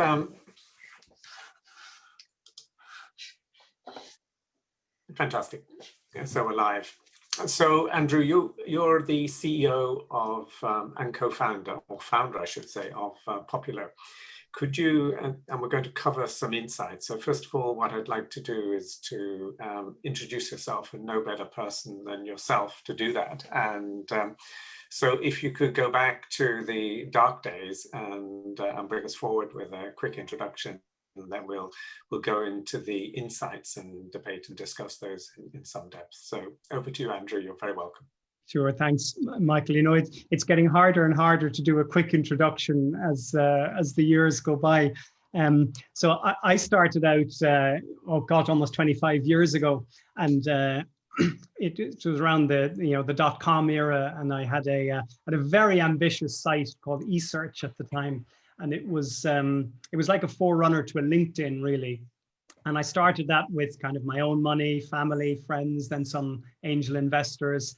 The model I had could not survive the .com crash, and I had to pivot very quickly. And that's how the company Newsweaver was born. And I started reselling a email marketing software from a company in the US, and that changed things. And I grew to 2 or 3 million in revenues over the next 3 or 4 years, and things were going very well for a period. But the people I was reselling the software from weren't doing particularly well. It was getting very competitive. So I decided to build my own product and my own IP. So I did that, launched it back in 2008, just in the midst of the financial crash, and managed to get through that, get all the customers onto my own platform. But years had gone by, but I suddenly now at least was master of my own destiny. And I searched again but I'd missed the boat with email marketing. It was moved on by the time I got to that stage. So I searched and searched for something that we could be the best in the world at, and we found the employee comms. I pivoted the company into that. In fact, that stage where just before that was when I was on. I did this entrepreneur experience for the first time, and that was a super help to me in facing the pivot that I did into Poppulo. So when I did pivot into Poppulo, then got product market fit, was early in a market, and started to really grow. We started growing at 30% a year, and I've done that for 8 years straight. So I've got a business now that has I've got 210 people in Cork. I've got 60 in Boston. We've got 900 of the world's largest companies are our customers, people like McDonald's, Coca-Cola, Nike. We've got Vodafone, Barclays, Rolls-Royce, about 900 of them. And last year we sent 2 billion communications to 25 million employees around the world. About 2 years ago, I raised about 30 million to build out a product vision for a better product than we even have today, because I see that this whole area is just opening up, and there's fantastic opportunity ahead. That gives you a quick run from 25 years ago to today, Michael. Fantastic, well done. Let's get into the gritty detail now. At the start, what would your critical things say in the first, call it 5 years, 5 years, 8 years, that you have to get right, particularly on managing cash? And maybe then you could flip that a little bit into the issues of software as a service and the whole financial engineering around that, because again, cash management in software as a service is really important. Yeah, well, I think cash in the early days of a business, well, at all stages of a business, is the most important thing. And I think, look, there's 2 different kind of models of startup. There's the Silicon Valley model, where you go out, maybe you've got some credibility, track record, and you raise a bunch of money at the start, and it's just spend that money and speed. And it isn't really about managing your cash, it's how quickly can you spend it. most of us are not in that approach. Most of us have started up. We've got our own money, family, friends' money, and we've put it in. And you're trying to get to proof points. You're trying to get your business to the stage where you're going to need to raise more money. And if you haven't proved out that your business has real value in it, and you run out of money, it's game over. So how long you have to get the best bang for your buck for your cash at that in those early stages. So for me, you know, how many times I've heard people, they said they go and have a conversation with their accountant or whatever, and hear that, no, you're going to run out of money next month or whatever. Well, listen, I mean, I keep the tally of how much we have and how far it's going to get in the head the whole time. And I'm constantly, you know, was making decisions in those times. You know, do I take on a consultant to tell me about this area because I don't understand it? Or do I use my network and try and talk to people who've done it before and get free advice? You know, you got to make the money go as far as possible while you get to proof points. And by proof points, I mean either it's the first sale, or maybe it's the first renewal of a sale, or it's the first, you know, large company, or the first company you got in the States or in the UK, something that shows that this business has more value. So that's what I'm gunning for, and I have to make that money last as long as possible. And I think the other thing about raising money and getting money and cash flow is, and one of the transformative things for me in the early stages of the business was realizing that, you know, the best place to get cash is from your customers, not raising it. And so, like, those, just even changing our payment terms in the early days from quarterly to annual in advance. And people said, no, they'll never do it, they'll never pay you. But, you know, we tried it and we did it, and they did. And suddenly I had cash flowing, and that absolutely transformed the business and allowed us to you know, accelerate. Because you know, if you were a recurring revenue business, like, you know, if you're especially like a, you know, a SaaS business, you're only getting that money, you know, you don't get all the money up front. You're getting it monthly or quarterly or whatever. So by getting payment in advance, that solves that issue, and it gives you the cash to move forward, which has been vital. Fantastic. And so getting customer value then to make those software as a service, monthly, annual, recurring revenue payments sticky, and understanding that value, and then upselling it to get ultimately that 1-year contract becomes 10 year by year by year. Tell us about that and how that works for you. Well, yeah, that's getting into then your product market fit. I mean, the key thing is, like, you know, we've got a situation where our lifetime value from our customers is 10 years first year's revenue, which is you know, a super place to be. But, you know, if I give you the old model of, let's say it was going to be $1 million for a product, right? And they were going to buy that from you, and they thought it might last them 10 years, and they were happy with that equation. Well, you know, you get the 10 million, or you get the $1 million, that's great. You give them the product and you're happy, right? But with software as a service or recurring revenue, you, even on a year up front, you get 100,000, and you have to get 9 renewals over the next 9 years if you want the $1 million. And so that renewal part becomes hugely important.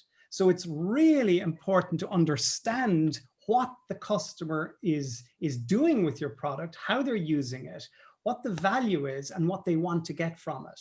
You know, in the early days, I didn't focus on that. And, you know, you just thought I'd made the sale and move on to the next sale.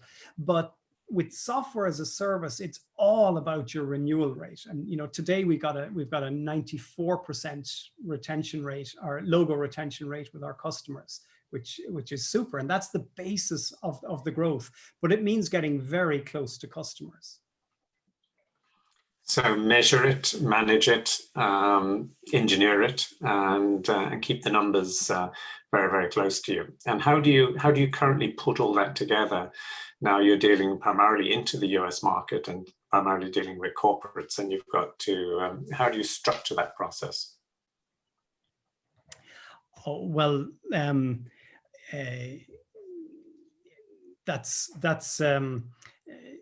well, you know, it's a matter of, you know, each of the parts of the business are hugely, you know, important. Like your customer success, your customer success team are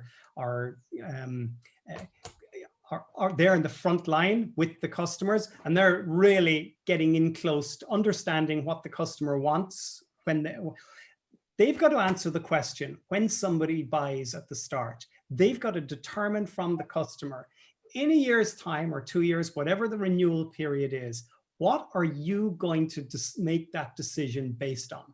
Because it's different for different customers, and they've got to understand that and then get really close to them and ensure that they get what they want from it.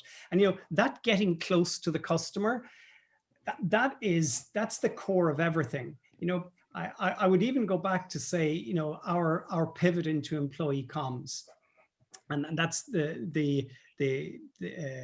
what that came out of was us getting really close to our customers. We were selling email marketing software, and when I mean close, I mean looking exactly what value they're looking for and what they're doing. When we started to do that, I discovered that there was a cohort of customers who were actually using us not for email marketing at all. They were using us for employee communications. And it was only a small subset, but on further investigation, I discovered that use, which I never, you know, considered at the start, was providing more value to those customers than the email marketing software was to the email marketing people. And that realization led us to actually pivoting the whole business into something new by really getting close to understanding what customers were doing with the software.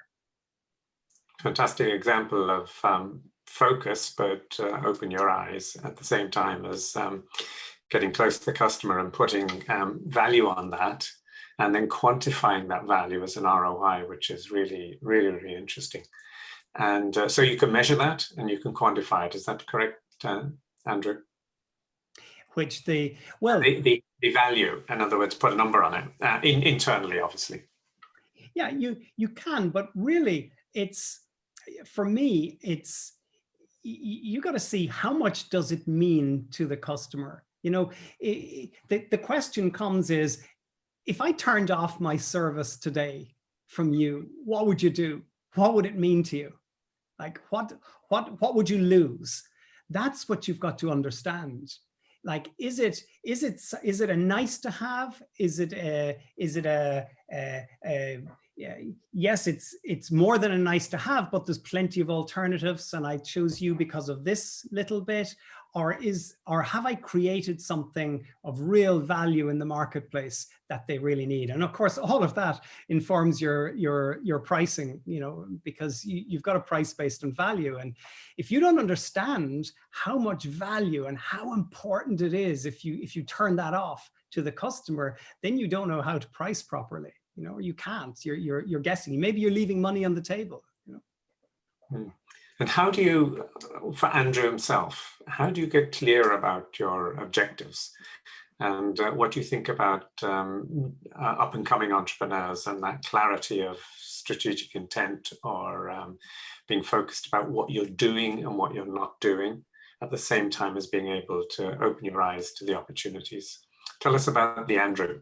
Yeah, I think for me that was quite it was quite difficult because, you know, in the businesses, especially in the early days, where the business isn't fully formed yet, you don't know exactly where it's going to be strongest. You have an idea where it is, and you know, there's all sorts of things start to pull you in different directions, all sorts of possibilities. You could partner with somebody this way, or a customer starts leading you in another direction, you can get pulled off course very easily. And I have try to take the time always to be really clear what I'm in this for, and what I want to achieve. And then I'll ask myself the question, and I've done this so many times over the years, is this thing that I'm doing right now, or that I'm considering doing, is it getting me closer to my ultimate goal or not? And that's the guide that I have, is to know whether I'm doing it or not. And I suppose the big example for that was that pivot into employee comms and the birth of Poppulo, which really was the basis of the growth that we had. What that came out of was, Newsweaver was doing quite well, and it was what I'd call almost like a lifestyle business. We had good customers, we were going along, but we weren't growing much, but it was a kind of a steady place that we were in. But when I asked myself, I realized that's not what I'm in this for. That's not what I've done all the effort to get to here for.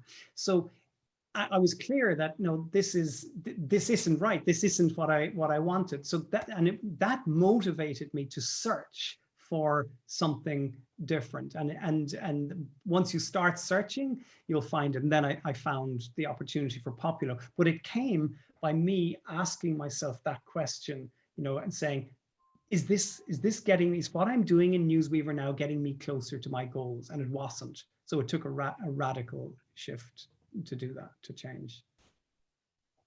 Fantastic. And I remember Newsweaver, and it was very successful. So the question here for everybody is, if you've got a successful business, can you transform it into something outstanding?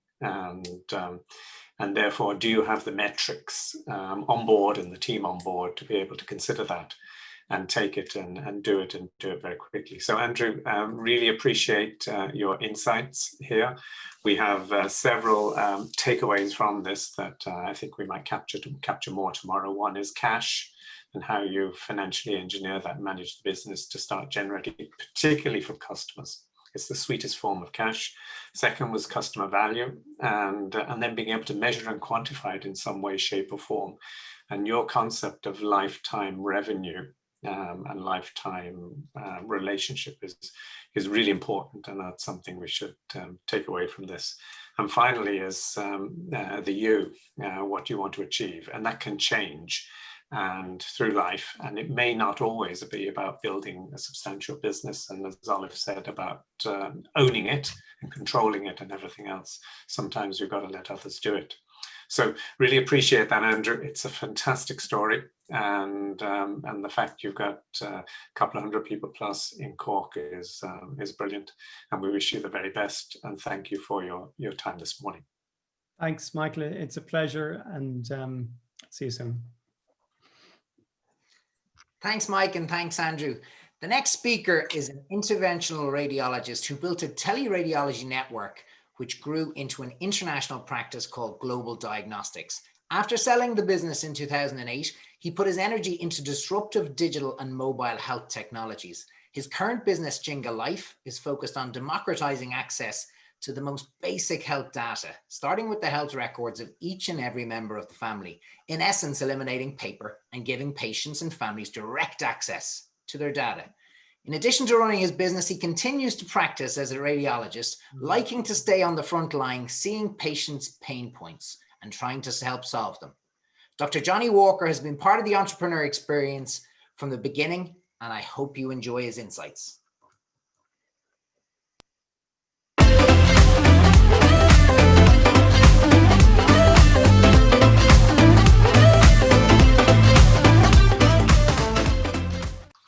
Hi guys, my name's Johnny Walker. Just a big thanks to Corkbic, to Pete, Fionnuala, to Michael and all the crew down there who put on this phenomenal event every year, and for using their initiative to keep us all together this year despite this this terrible challenge we're all under at the moment. Fionnuala's reached out and just asked if I'd be happy just to share some of the lessons that I've had, if I could wind the clock back and have that sort of wisdom going forward, what impact that may have had, And so what I've done is I've just really jotted down a little piece, and I've put it under the heading of The Bewildering Curse of the Entrepreneur, My 12 Commandments. And they go like this. Number 1, it's hard, which leads into number 2, which is it just gets harder. Number 3 is if you really, truly, deeply believe, then you've got to back yourself absolutely to the hilt. And I have a little saying on this that you've got to put it on the brick and then you've got to leave it there. And I know that doesn't leave everybody feeling truly comfortable, but you've got to do that. Number 4 is just don't expect others to tell you that you're wrong, because they won't. They'll just stop talking to you. And when they do, don't be offended. Don't be offended. It's not their fault. It's yours. Number 5 is, and this is absolutely precious, and probably the single biggest thing that I would do differently, and that is truly seek out a wise mentor. They're absolutely priceless. I can't vouch for the fact that they are, because I didn't have one when I started, but I just know that we would have done so many things differently if I'd had a mentor. So many times I went off the cliff without even knowing there was an edge to the cliff, or that there was even a cliff, and I had absolutely no idea how big the fall would be when we went off that cliff. So if you can have a mentor there to point out the potholes and the ditches and obviously the big cliffs, then it'll be absolutely priceless, as I said. Number 6 is when it's really, really dark, you've got to have it within you to step up and step forward. And that's never easy. It's just never easy, because when you're in bed at night, your head's on the pillow and you're thinking, my God, how are we going to make payroll tomorrow? It's really just you. And you've got to have that inner courage, that inner something, craziness, resilience, whatever you want to call it. But you've got to be able to step up and then step forward. And it's so hard. Number 7 is, look, keep the fire in your belly, because it's what you got you to where you are. Back yourself deeply, because when that fire goes out, when everything else is dying around you and people are deserting and what have you, and competitors are coming in, it's the fire in your belly that will keep you going. And particularly if you're really changing the way we do things. I'm in digital health, and I've been evangelizing digital health now for 10 years. And who would have thought that it took a global pandemic as vicious as we've seen to actually shine a spotlight on something which was so compelling and has been for the last 10, 15 years. And then when the virus comes, we're caught with our pants down, and the adoption is so much harder. So keep that fire in your belly and don't doubt yourself. Number 8 is, I would buddy up very early. I think the burden is far too much to carry on your own shoulders alone. And then when you stumble, and we will always stumble and will continue to stumble, when you look around, all potential buddies at that stage, they've already run a mile. So buddy up early, and then you can share all of the highs, which are fantastic and very lonely if you have to share them on your own, but most importantly, the lows, so that you can carry each other through that. Number 9 is be bold. By all means, absolutely be bold, but be disciplined. And I want you to have real solid shape, form, and structure about the way you go about things. But be fantastically flexible, okay? Have that agility, that nimbleness to spot the opportunity. Another term I'm going to use, and please, I don't want to offend anyone, but don't be a tramp for a deal. Don't just see something, see an opportunity, think, my God, it's near revenue, and then chase it, because that'll take you away from your core. Try and stick to your core, and you have to play the long game. Keep your cards there and just play the long game. Don't be jumping in and out of every offer, because you'll be torn by clients who don't understand your business, and they'll be getting you to build solutions that actually aren't your core and are away from your strategic direction. Don't be stubbornly blind. You know, if you've got the business, feel for the pulse, throw everything you can afford to at it, and not anymore. But if it's not viable, make the decision to kill it. And this is where we as entrepreneurs are absolutely hopeless. You know, when's the kill line? Where is it? Be absolutely brutal in making the decision that it has to be killed, and then execute with empathy. Okay. And number 11 is, I don't look upon failure as a badge of honor. You know, failure absolutely isn't a badge of honor, but the scars, they might weather you wisely and perhaps kindly for the next journey ahead. Number 12 is never stop loving your wife and kids. And they're the ones who've let us do what we do. And no business success trumps their love in any way. And just remember that a perfect storm, it's still a storm. And be very, very careful. Okay? God bless everyone. Take from that what you wish. But I wish you all the very, very best on any pursuit you're taking. Because, you know, we need people like you. Take care.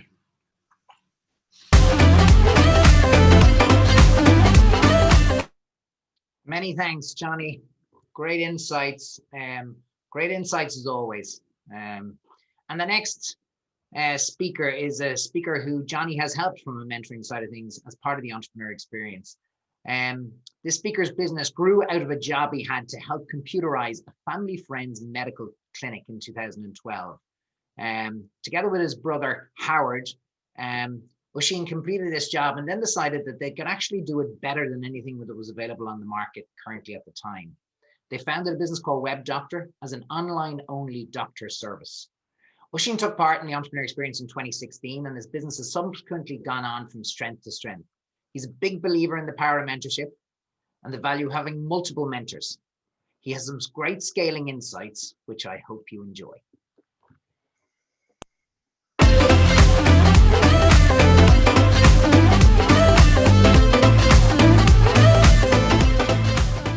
My name's Oisin Kim. I'm a co-founder of Webdoctor. I'm a technologist, so I'm a geek, and I helped set up a business with some friends to build a telemedicine service and a telemedicine platform. My background is in technology for financial services, telecoms, etc.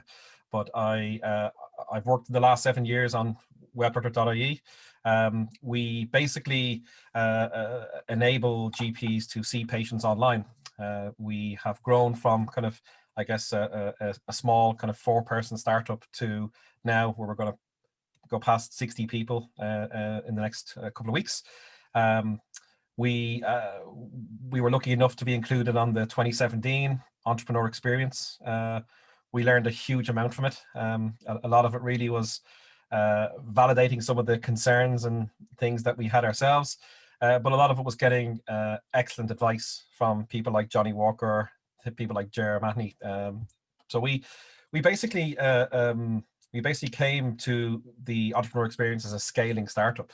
So we were at that inflection point where we had got 6-figure revenues and we had a decent sized team. And the Entrepreneur Experience allowed us to take a step back and look at where our business was and look at where it needed to go to. So I think since then we've been lucky enough that we've raised some additional investment capital, and we've grown the team fairly significantly. We were asked basically to give 3 insights. So if I was to look back and see if I know today, if I knew back then what I know today, what would I have done differently? And I guess the things that we said was, one, I would have raised more money earlier, and the primary reason for doing that would be to grow our team even faster than we have. We've doubled revenue along with people, year on year, and COVID has even more than doubled our revenue.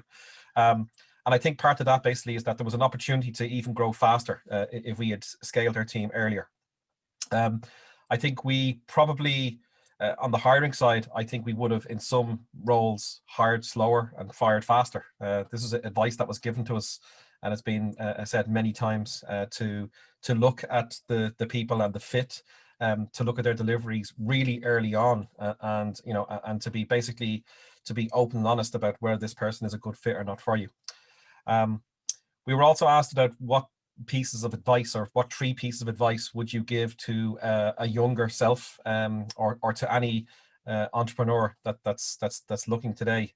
The first one and biggest is to find mentors. I think I think lots of people say to find a mentor. I'm really believe that you should be finding as many mentors as you can. They don't have to be in the same domain or space that you're in.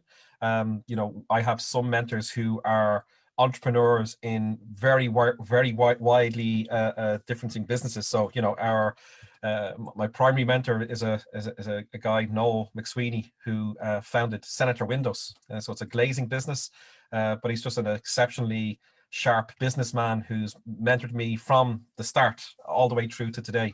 I have other mentors that have given me advice on different areas. We have other entrepreneurs that have exited their business, like Paul Lowry, like Noel Ruan, like Gary Lyons. You know, there's a whole series of different people out there that have basically taken us and helped us grow our business. We've also used our investors, people who've invested in the business, like Cyril Maguire, who are, you know, hugely successful entrepreneurs, to help us identify things that are going to go wrong before they happen, and to tell us about what we should be doing next. So my biggest advice for anyone is to try and find as many people that can give you advice, that can help you throw rocks at your business, and help you really you know, inspect what you're doing. The second one is basically to focus on product market fit before you do anything. And I think I say this basically because I think it's the reason that I believe we've been successful, in that basically we really had a laser focus on finding the right mix of technology, medicine, and usability, etc. for our market. Like, I think the scale usually comes when you have a product that is 10 times better, 10 times more efficient, you know, much cheaper to use. So really that focus on product market fit, until you have something that you know is right, the rest is outside of your control a lot of times. So things like the actual market itself, things like the adoption. When we first started Webdoctor, I genuinely believe less than 20% of people would use an online doctor. Today, I think it's inverted, and I think 20% would not use an online doctor. And that doesn't just help us on our services business. We've 25 GPs providing services now to patients.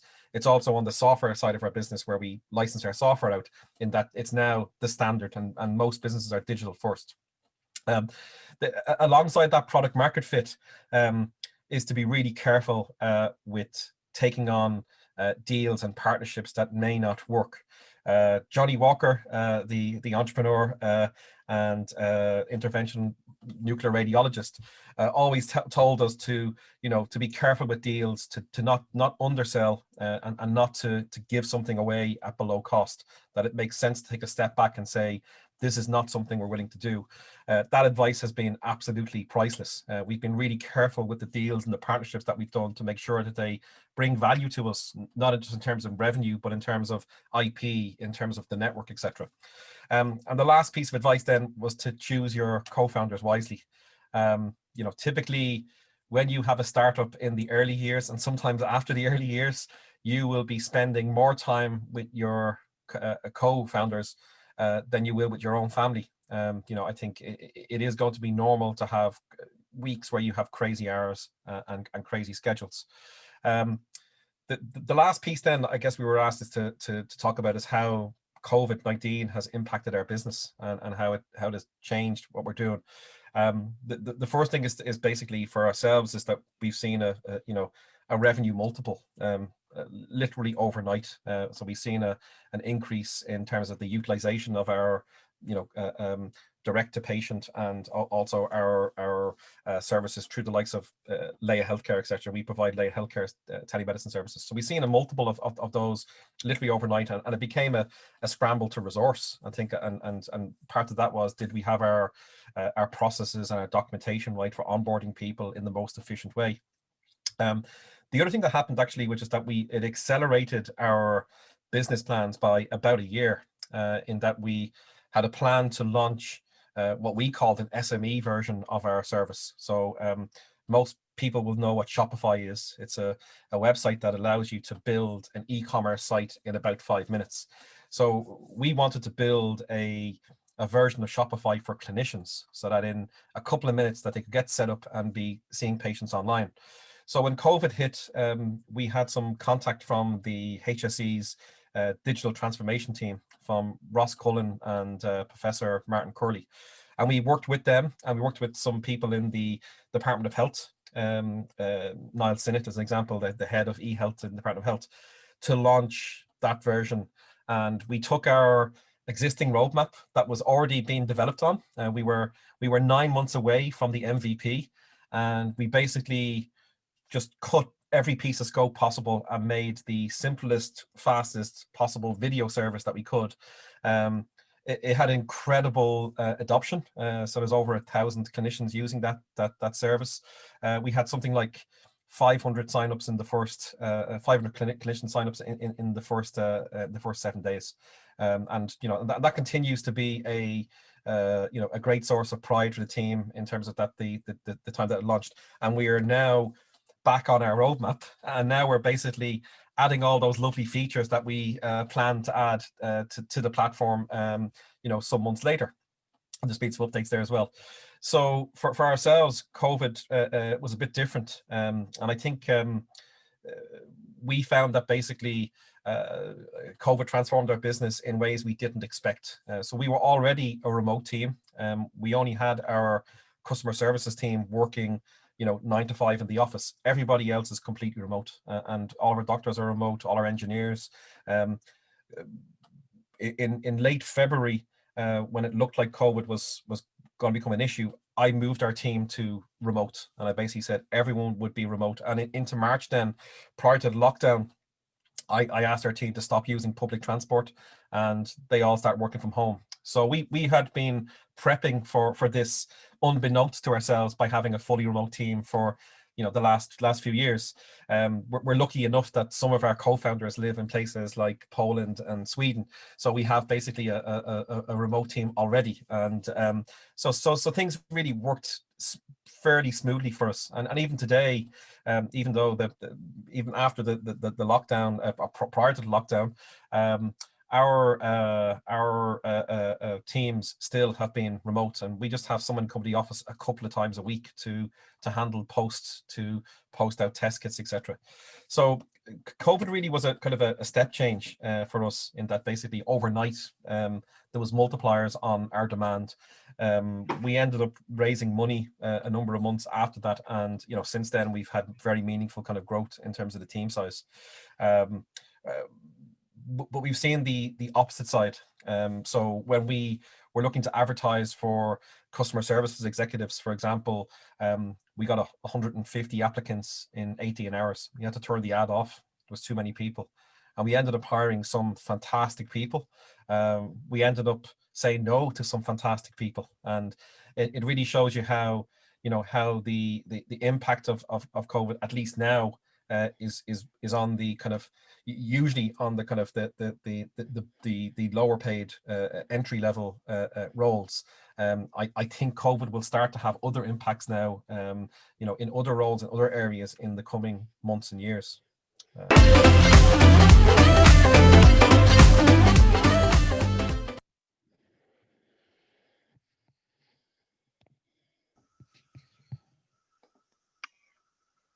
That was great, Oisin, and a nice follow-up there from Johnny Walker. Next on the panel, we have Julia Lyons from Easy City. We've Aaron Kapul from Green Saffron, and we have Jeremy, who I think has been with the Entrepreneur Experience probably since year 1 or maybe year 2. And Eileen is going to put some interesting questions to the panel and challenge them for some more insights. Thank you. Great. You're all very welcome. And it's really good to have this mix of Ger, you were mentioned there by Oisin, and then both Julia and Aaron were with us in 2013 and 2017 for Julia. So Julia, I'll just very briefly introduce co-founder of Easy City, which was set up in 2004, and more recently, its US-based sister company, EZC Study Abroad. So Easy City runs internship programs for university students and graduates in Ireland, Spain and Italy. and provides relocation services to companies hiring in Ireland. So since 2004, the company has grown successfully with an experienced team across 5 offices in Europe and the US.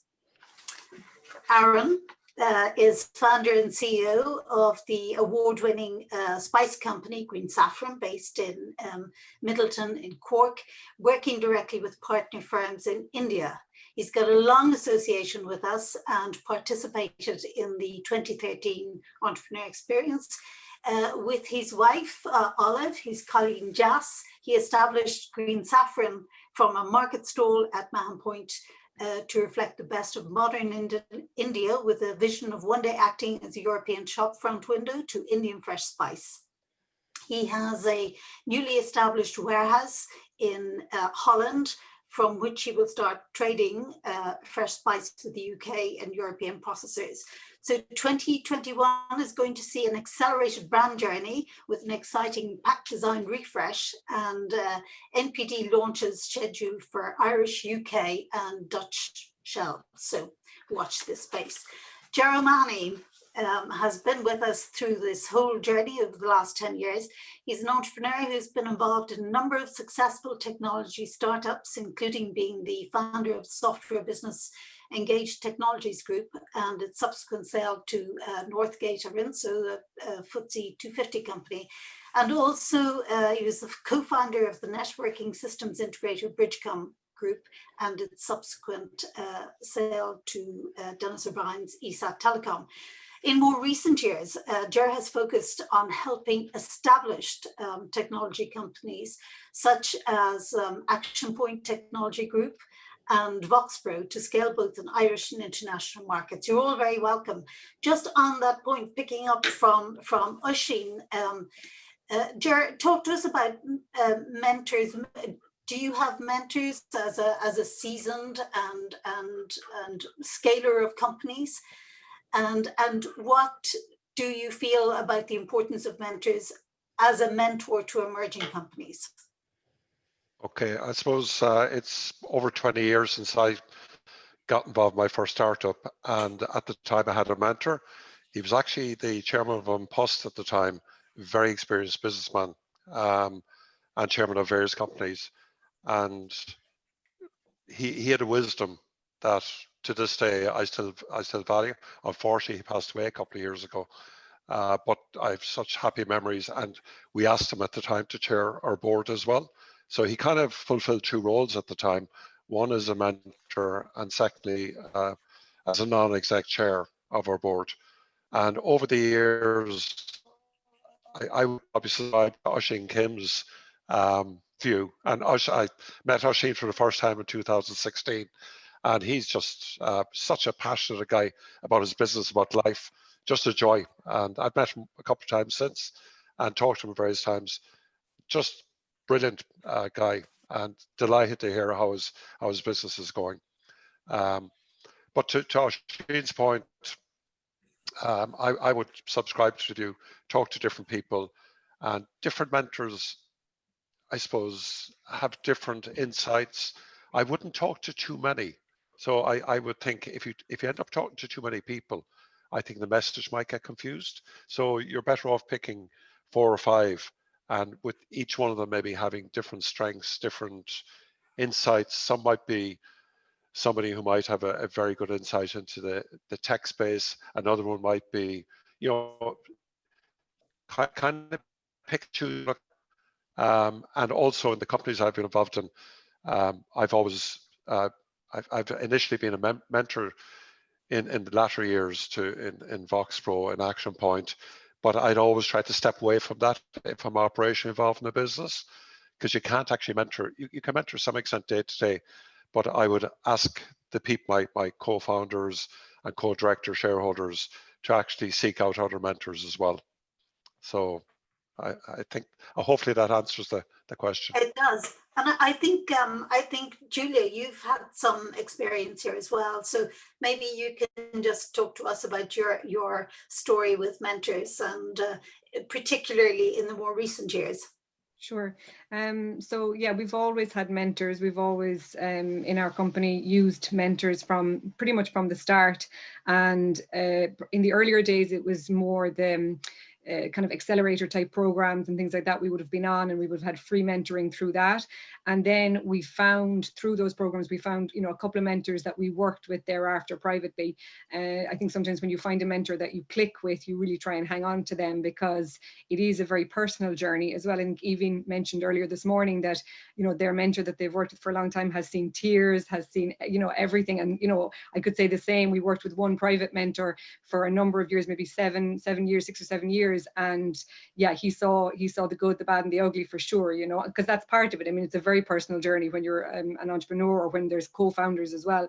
So we did that throughout the years. And I think it's important in the start, because as founders, you could be a little bit distracted in the early days, because there's so much going on in terms of developing your product or service, or hiring, and all of these things. And so a mentor or a coach really helps to keep you on track. And then I think in later years, you might be at the point where you need to, I don't know, you may have reached some kind of a plateau or either a crossroads with your business. And I think that a mentor, especially one if you've worked with them for a number of years, knows you well, knows the co-founder well if there is one, and helps you to come back to your values, helps you to tap into, you know, your values, and that helps you then in your direction about which path to take next for the business. I think that's really important as well. And then, you know, peer groups along the way, you know, as a kind of an informal type of mentoring, I've been involved in peer groups, and I'm still involved in a peer group, and we speak regularly, and that's been really, really valuable, because that's kind of, you know, peer-to-peer support, learning from everybody else's experience. So that's really, really helpful. And I also think if you have a co-founder, some do, some don't, but that's probably your first mentor, because that's the person that you bounce everything off. That's your first day one mentor, is your co-founder. So much and all is, you know, you have good times and bad times. You can't deny that that's the person that, you know, you're going to bounce everything off probably first. So yeah, so it's been a long journey with mentoring, and I feel like it's also been very clear to me and noticeable to me if we took any break from mentoring, like if we stopped working with a coach for a while and we said, okay, we're going to take a break now for a while, we're focusing on things. I've seen a shift in the energy when we're working with a coach or a mentor, very, very clearly for me. So I think it's absolutely, it's worth doing. And I think that's been echoed by everybody today.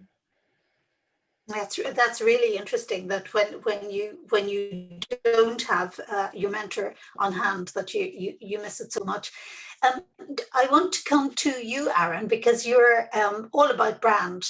So you might talk to us about the importance of that, and the value of the brand, and staying authentic, all those things that we heard from Tom and Niall earlier. So Aaron, if you'd Yeah, no, absolutely. It's like, I think Johnny was saying there as well, like cash is king generally in a business. Well, for us as a business, absolutely cash is king, and for any business. But I always say that the brand is king, particularly for Green Saffron. All our activity must be to protect it.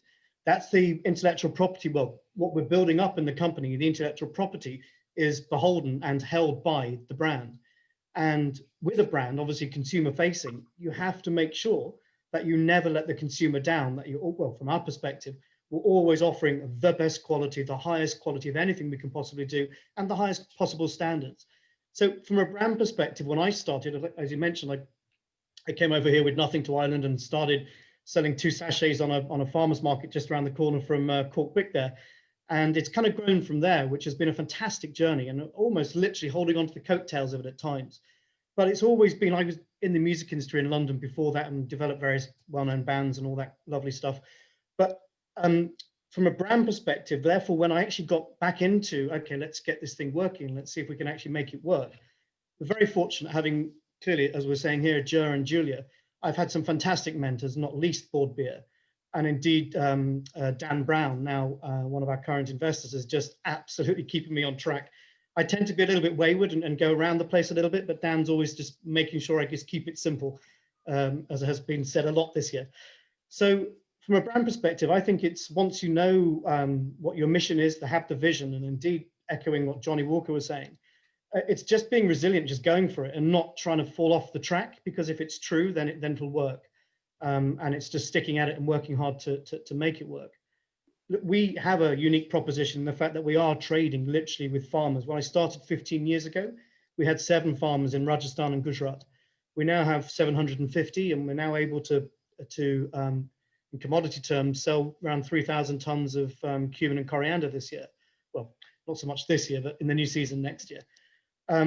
So we are literally trading at farm level, knowing exactly where our ingredients comes from, making sure it's the best that goes into the jar or the sachet, the paste. And yeah, we've got an exciting journey ahead of us. Great, thank you. Ger, I know culture is one of the things that we've talked a lot about before. And I know your view is that it's culture is what scales companies. Can you talk to us a little bit about that? Yeah, Julia, Aaron, and you, Eileen, and I had a chat the other day, and I tend to quote things occasionally, and I got a little bit of a fright before this call because I said, geez, I've been quoting this for 10, 15 years, and the quote I have is that culture trumps strategy every time, and I keep saying it, and I realize I don't know where that comes from. Is there any basis for that quote? And there could be a couple of hundred people listening to this and they say, oh, that's a lot of, like, I won't say, that's a lot of manure, right? Come on now, Jared, defend yourself. So this could be recorded, so I'm not going to go there anyway. So I checked it out this morning, right? And it's Harvard Business Review. And I just read out the sentence, which I think is really relevant. The best strategic ideas mean nothing in isolation. If the strategy conflicts with how a group of people already believe, behave, or make decisions, it would fail. Okay? So there was actually a basis for what I was saying for the last 15 years. I just didn't realize it. And the other one, I bet you're so relieved. I'm so relieved, yeah. But Peter Drucker was quoted as well, and this came up in my Google. Culture eats strategy for breakfast. Okay, yeah. Which I never knew that quote, so I'll be using that one in the future. Okay. So on a more serious note, for me, word culture doesn't come up a whole lot in startups because you're a tightly knit group, normally a founder, co-founders, half a dozen people at most, and you're just mucking in, you're in the one room, everybody's communicating, everyone's aligned, because it's such a small group. But, and this is the but, as you scale, and in Boxbar, I remember at the time, there was maybe 100 people when I got involved, and it scaled over the next 5-6 years to a couple of thousand people. So it went up 20-fold. And what that means is that when you have 100 people, you have some chance. When you have 1,000 or 2,000 people, you have major issues, and the issues come about through communications. Is everyone aligned with the values of the company? So we heard about values earlier, and I loved, was that Olive or Aoibheann was talking about kindness? Aoibheann was talking about kindness. Yeah. That's the super value. The value I probably identify most with is tenacity, that you have an idea, there's a problem, you've identified the solution, and you come up with a solution, and you have the tenacity to see it through. But I love kindness, and look, there's lots of other values I'm sure we all have, integrity, innovation, there's a whole host of them, right? But if those values aren't understood by everybody in the company as it scales, if the vision is not understood by everybody in the company, what's the company about? Then, you know, I think you can't scale, and you could have a great strategy, but it goes back to the quote, you know, culture eats strategy for breakfast. You have to get your culture right. So your culture is critical. And what I've just, I listed out a couple of points this morning while I was listening to people. I've just listed 4 things in terms of helping with the culture, because as you scale, most of the time most companies don't have the experience of scaling. And this comes back to mentors. But aside from mentors, the things that I've used is psychometric testing. And psychometric testing gives you a chance to understand how your co-director shareholders, how your management team, what personality types they are, and how to communicate better with them. And I know Corpic have used that previously as well, Eileen. The second one is working on your vision, your mission statement, your values. Bring in an outside firm to help you with that. And we use a very good firm. We actually called it the Faith Lake Initiative, because we took about 25 people in Action Point down to Faith Lake in Waterford for 2 days, and got an outside firm to help us with not that we didn't know what they were, but to communicate them properly and to just draw them out from us. The third point is that we use as the voice of the customer. Everything should be customer driven. So you shouldn't be, as a company, doing things in isolation. Your customer's voice needs to be captured and brought back into culture. And the last thing is, we talked about that, mentors, non-exec directors, all that type of stuff. So look, I probably rushed through a lot of things there, but that's a quick summary.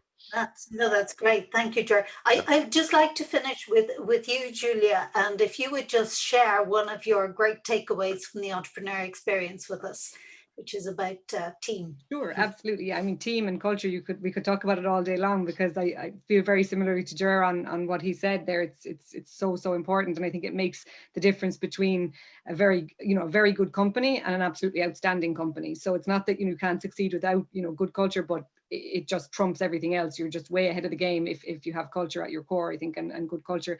In terms of the entrepreneur experience, we were talking about this before, and it's also one of the things that my co-founder took from the experience, the exact same thing. If I asked him, what he remembered from when we did it most, was being in one of the rooms in Ballymaloe, in one of the meetings, one of the sessions, and I think Pete was talking about it with one of the other seasoned entrepreneurs, and it was about, and we had a flip chart, and it was about creating your own crisis and what would happen, if you just create your own crisis, and the innovation that can come from it. And I think now, especially in this year that we're seeing so much crisis, I mean, we used to kind of laugh before and say, well, what would we do if the bottom fell out of our market completely? Sure, that would never happen, but okay, we're directly impacted by international travel. So that's what's happened this year. So, in creating that beforehand, it kind of spurs you on if you've gotten into any bit of a comfortable space, and you need to keep innovating to keep moving forward. So creating your own crisis, really, that was the kind of takeaway we took. I think it was even on the last day, and just looking around this year and seeing the amount of collaboration that are coming together between different businesses and what businesses are doing.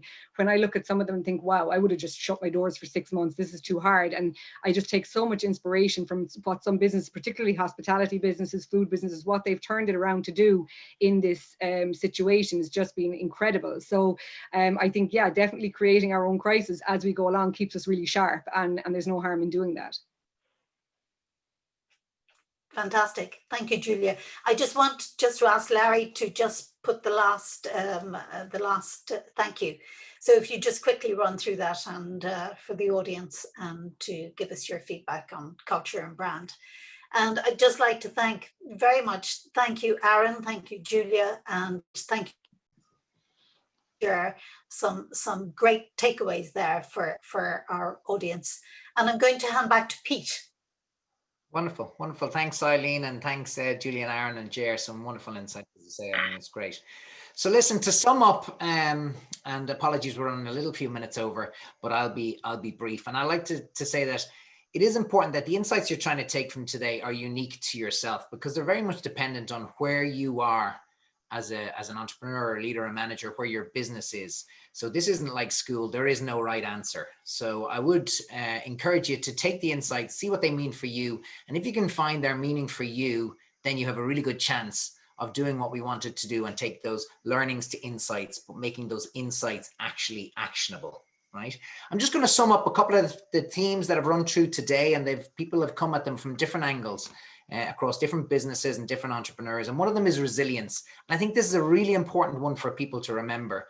As Johnny Walker said, it's hard, and it can get harder, right? And I think people need to realize that, because it's on the dark days that you need to make sure you mind yourself.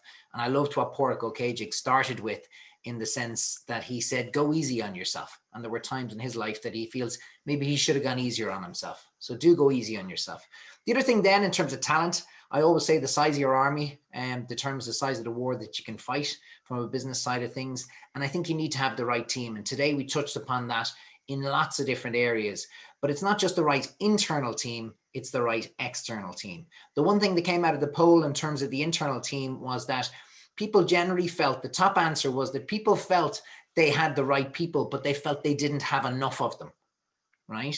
And the poll on mentorship was that the top answer there was that people actually didn't have a mentor, but they were going to go out and try and find a mentor. And I think that's really, really good, because I think no matter where you search, and it's not just one mentor, you may have multiple mentors, or you maybe have a mentor that also doubles up as a non-executive director, like Jim Barry or Ger Hermani. You might have a mentor that turns into a ninja, like Donal was suggesting, where you go outside your business, you find someone that you may not be able to afford on a full-time basis, or you may not have the work on a full-time basis, but you're looking to get insights and ideas. And I think the more curious you are, the more ideas you will bring into your mind and into your business, and that'll only be good for you.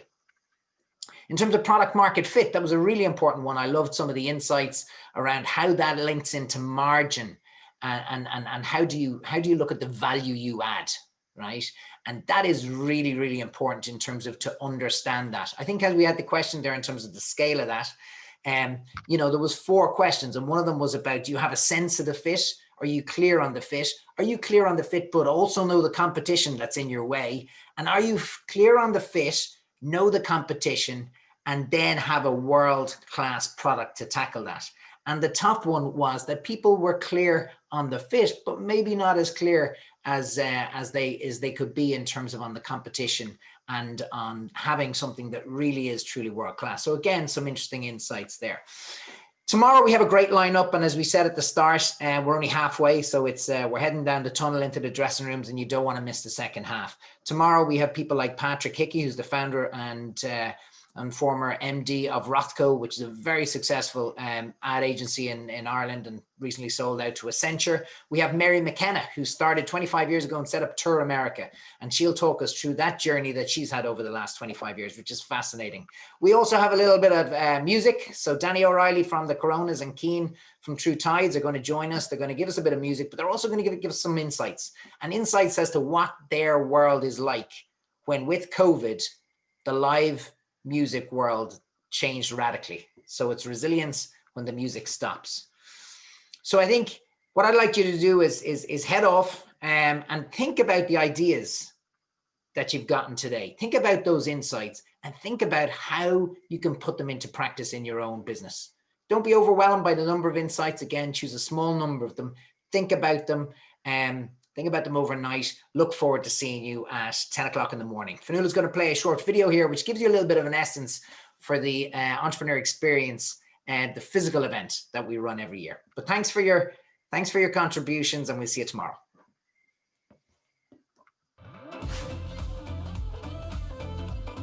I don't know anything else like it. You get to share war stories with people who have all the same bruises as you have. I always go away from this event more refreshed than when I come to it. I think it is a highly energized experience, and for me it gets my energy, my juices flowing, it gets my creative thinking going again. It is the best event, and the reason it's the best one is we're all here committed to helping each other, and we do that extraordinarily well.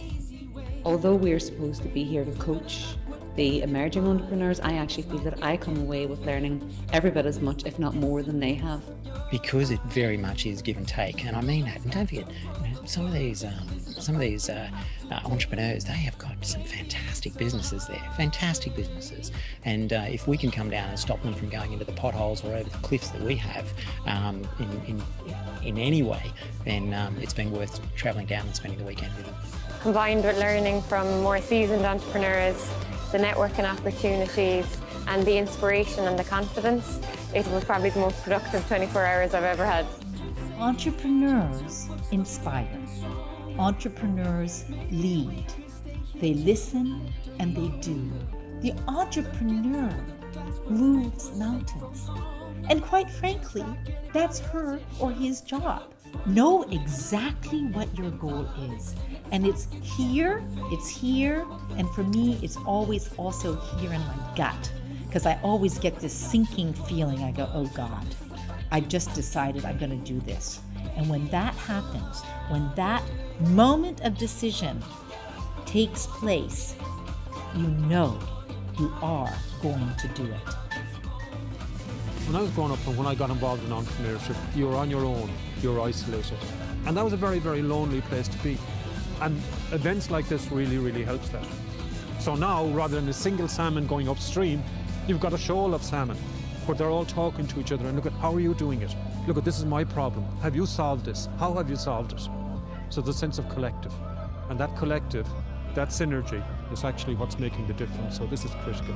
If it's not at the level and it's not good enough for Munster, you get spat out. And I know that'll happen for me as well. The players will spit you out because you're not producing the good. Well, if somebody's starting a business or somebody's involved in a business and you need help, this is the type of weekend you should be looking at. So apply or do whatever you have to.